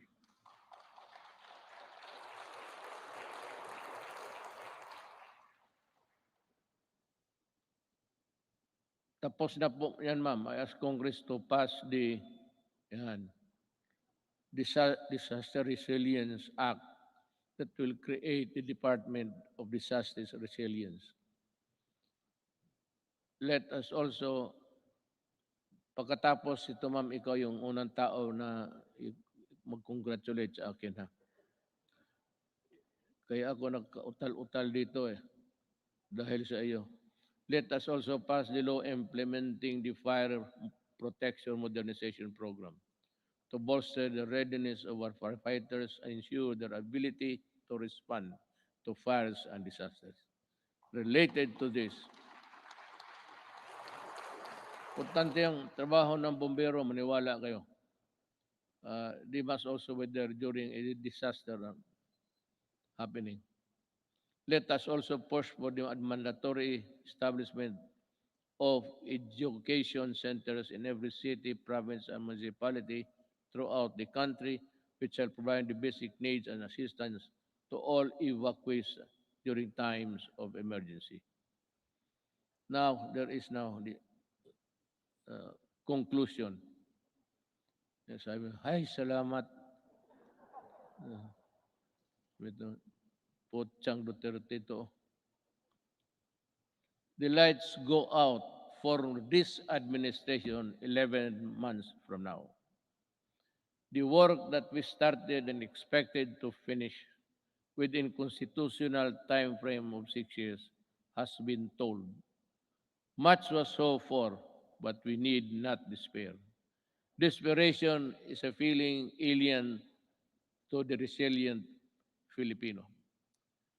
A peaceful and prosperous Philippines is no longer a distant dream, but one that is within our grasp if our future Filipinos would also do it. If would continue, if they would continue and would seize the opportunity to work together. Malaki ang papasalamat ng mga kababayan natin, lalo na silang sinasabi na mas panatag ang loob nila ngayon. Hindi na nababahala ang mga magulang na lumalabas ang mga anak nila naglalakad sa gabi.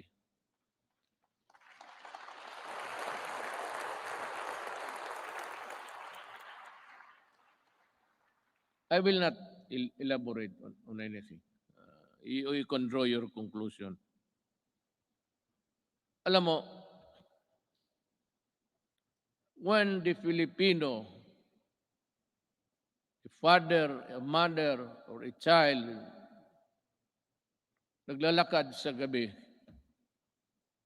at siya ay gaya ng iba, even in America, you go into the inner cities of LA and New York, you sa Washington DC, there's a corner there, they say, do not go there because you'll not come out alive.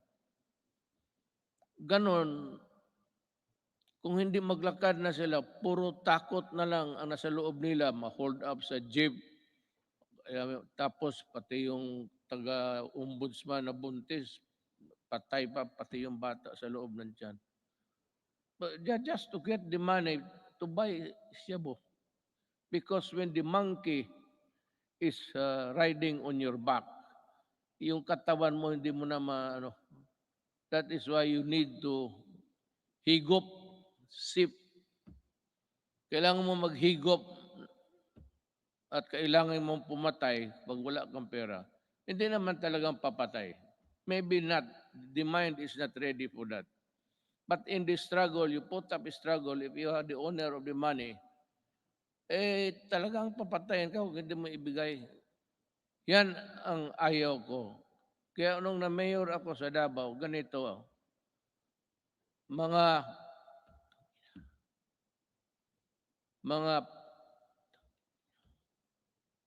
umalis kayo sa daan. Yung daan, yung public transportation is for public good.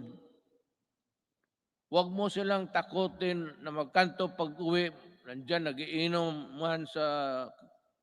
Yan ang hilig ng Pilipino. Mag-inuman. Hindi mo malaman ang mga nag-uwi na babae, they have to take another route that would be longer because nandyan mga standby. So the streets are unsafe. Hold up, pinapatay. Sabi ko doon sa Davao na lang, wag na lang ako dito sa Maynila. Hindi naman talaga ako nakikialam dito. Pero alam nila, alam ng pulis kung ano ang gusto ko. Magprangkahan tayo. Sabi ko sa pulis, isauli mo yan. The roads, the highways are for law-abiding citizens of this country. Yung mga kriminal, yung mga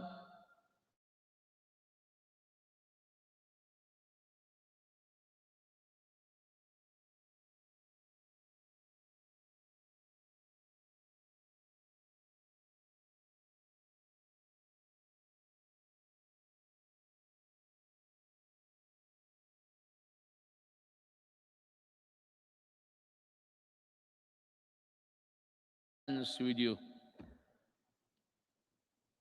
Isauli ko. Kaya ngayon, medyo hindi naman talaga But yung mga sales girl, ng mga shopping center, panatag na ang loob nila. At least ang chances of being mugged, murdered, and raped Yan ang ayaw ko.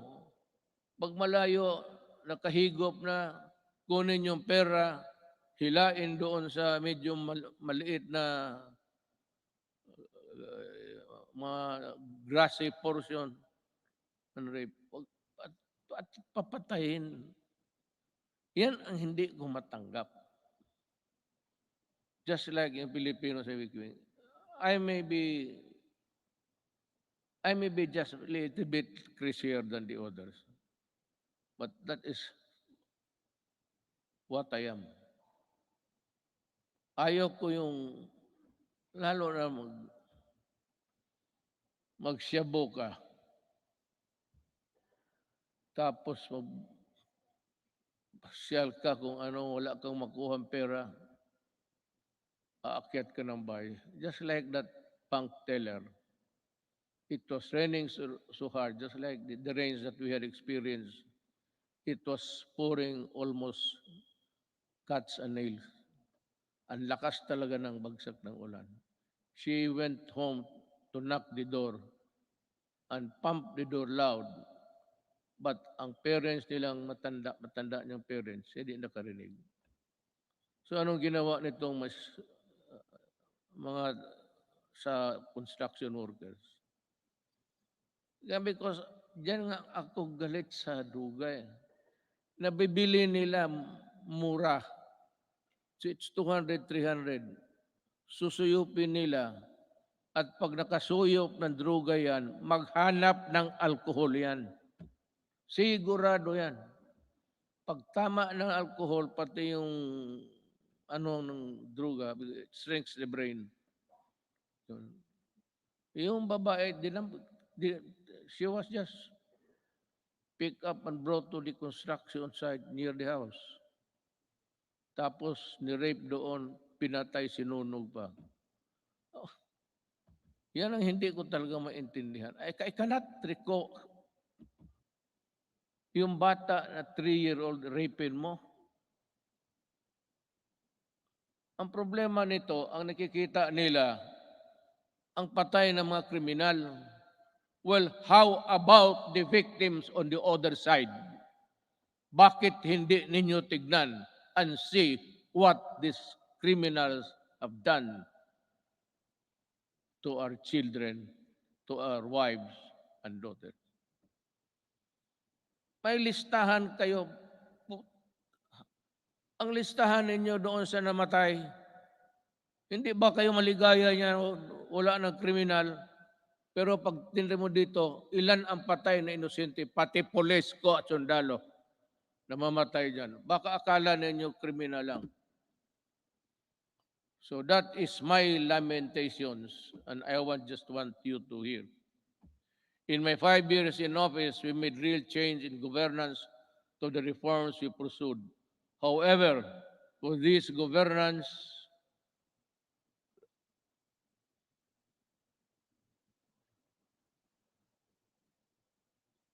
must be sustained and broadened. We need to make, I'm just getting my ear. Naghihingal ako. Baka dito ako mamatay pagka-presidente. Iba na ang pitik ng ano ko ngayon. Ng kasing-kasing ko. Kasing-kasing is puso. To make every public servant responsive to the needs of the people and enjoin every Filipino to assert the right to demand malasakit from their leaders until everyone lives with dignity, well-fed, educated, healthy, secure, disciplined, and empowered to contribute to the national development. I will not forever be president. But ang kulang sa Pilipino is assertiveness. Pag mayroon kayong transaction at hingian kayo, ang sabi ko sa inyo, ito ang payo ko. Murahin mo, sabihin mo, nagtatrabaho kayo at kami dito. We are following papers and you are sitting on your ass Ngunit, kaya dito sabi ko, makinig kayo lahat ng Pilipino, total, last SONA ko ito. Pag may mag-follow up kayo, permit, clearance, at maghingi ng pera, murahin ninyo. Sabihin ninyo, yan, sabi ni Duterte, sampal kasi ako nagbabayad ng buwis. Bakit?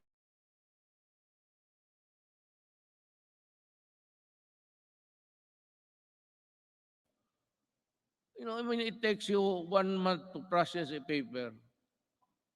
Takes you, patos pabalik-balik yung tao. Pag ang tao bumabalik, 2, 1, 3, then there is corruption there.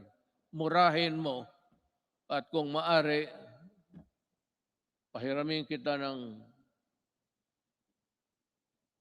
pangkulam para kulamin.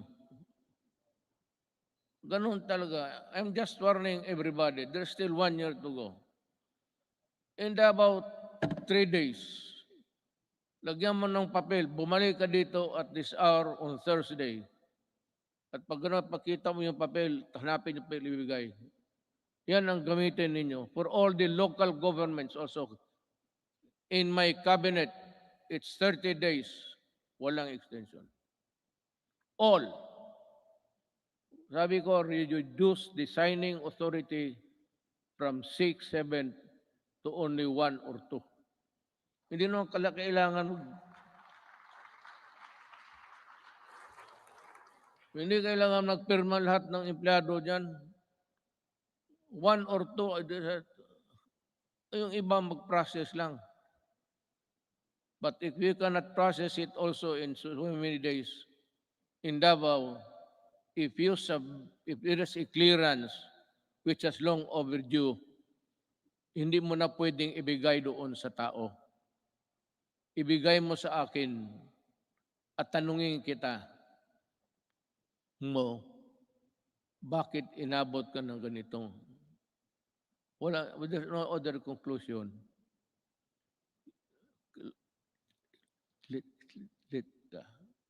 Corruption. Kagaya, what is true in Davao is true for the entire Philippines. Mabutit na rin yan, nakapagsalita ako ng freely with you. Total, last ko naman itong SONA. Mabuti ang malaman ng tao na ganon ang ginagawa nila. It's not there. Hindi man nila nalagay ang mga ganon na wala mang mura dyan. Be careful. We need to fight and subdue narrow vested interests and ensure that our gains will benefit to the greater number of Filipinos, especially those who have the least in life. We have laid down the groundwork and are continuing to push for landmark reforms and key accomplishments to the last day of my term. I have full confidence that the Filipino spirit, pati ako nagmamadali na. Naiihi na, kanina pa eh.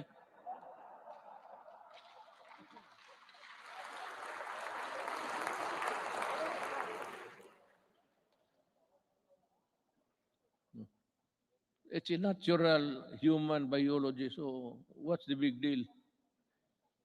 Bakit kayo magpakpak kung napaihi na ako? Sa bagay, alam ko rin, nahiya kayo magtindig. Puno ang pila nito pagdating sa CR maya. I have full confidence that the Filipino spirit will persevere and triumph together. And together, let us rise as a nation. Thank you.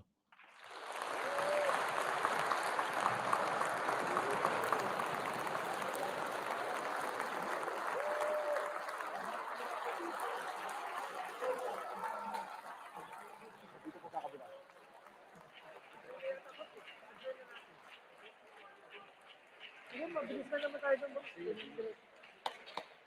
okay. Ito ba? Ito.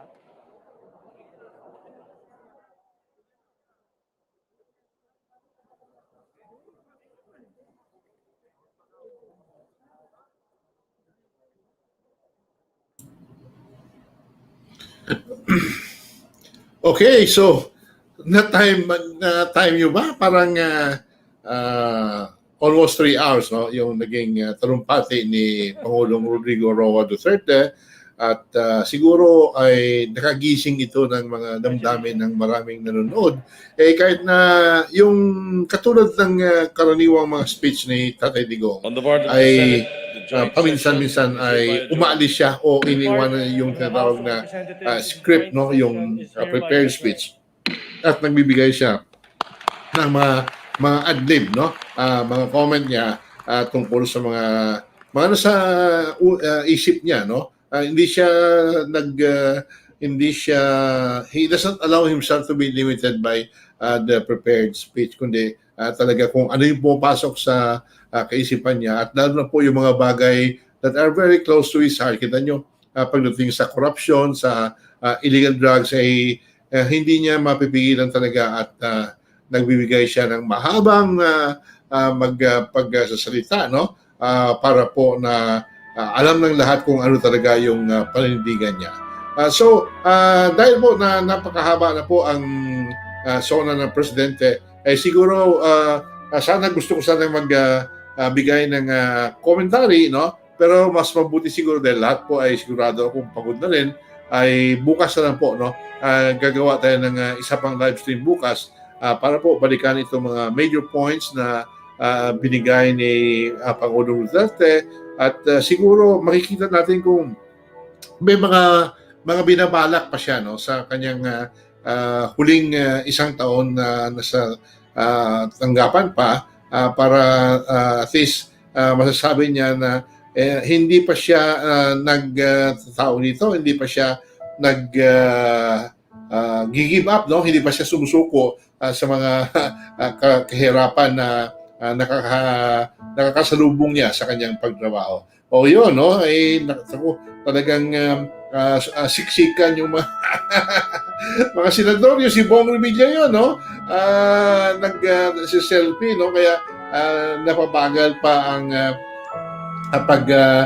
labas ni Tatay Digong mula po dyan sa session hall. So siguro maya-maya ay mapupuno na rin po yung mga Facebook ng mga senador at mga congressmen dyan, para ipakita nila na nakasama nila, no? They are there, and I'm sure na karamihan po sa kanila ay talagang buong puso po, no, na sumusuporta talaga kay Pangulong Duterte. O yun, no? Hindi pa nakakalabas, oh. Talagang selfie, oh, yan, oh. Si Senator Bongo naging photographer na lang, oh. Siya na lang ang tagapag-picture para po na makasama si Pangulong Rodrigo Roa Duterte.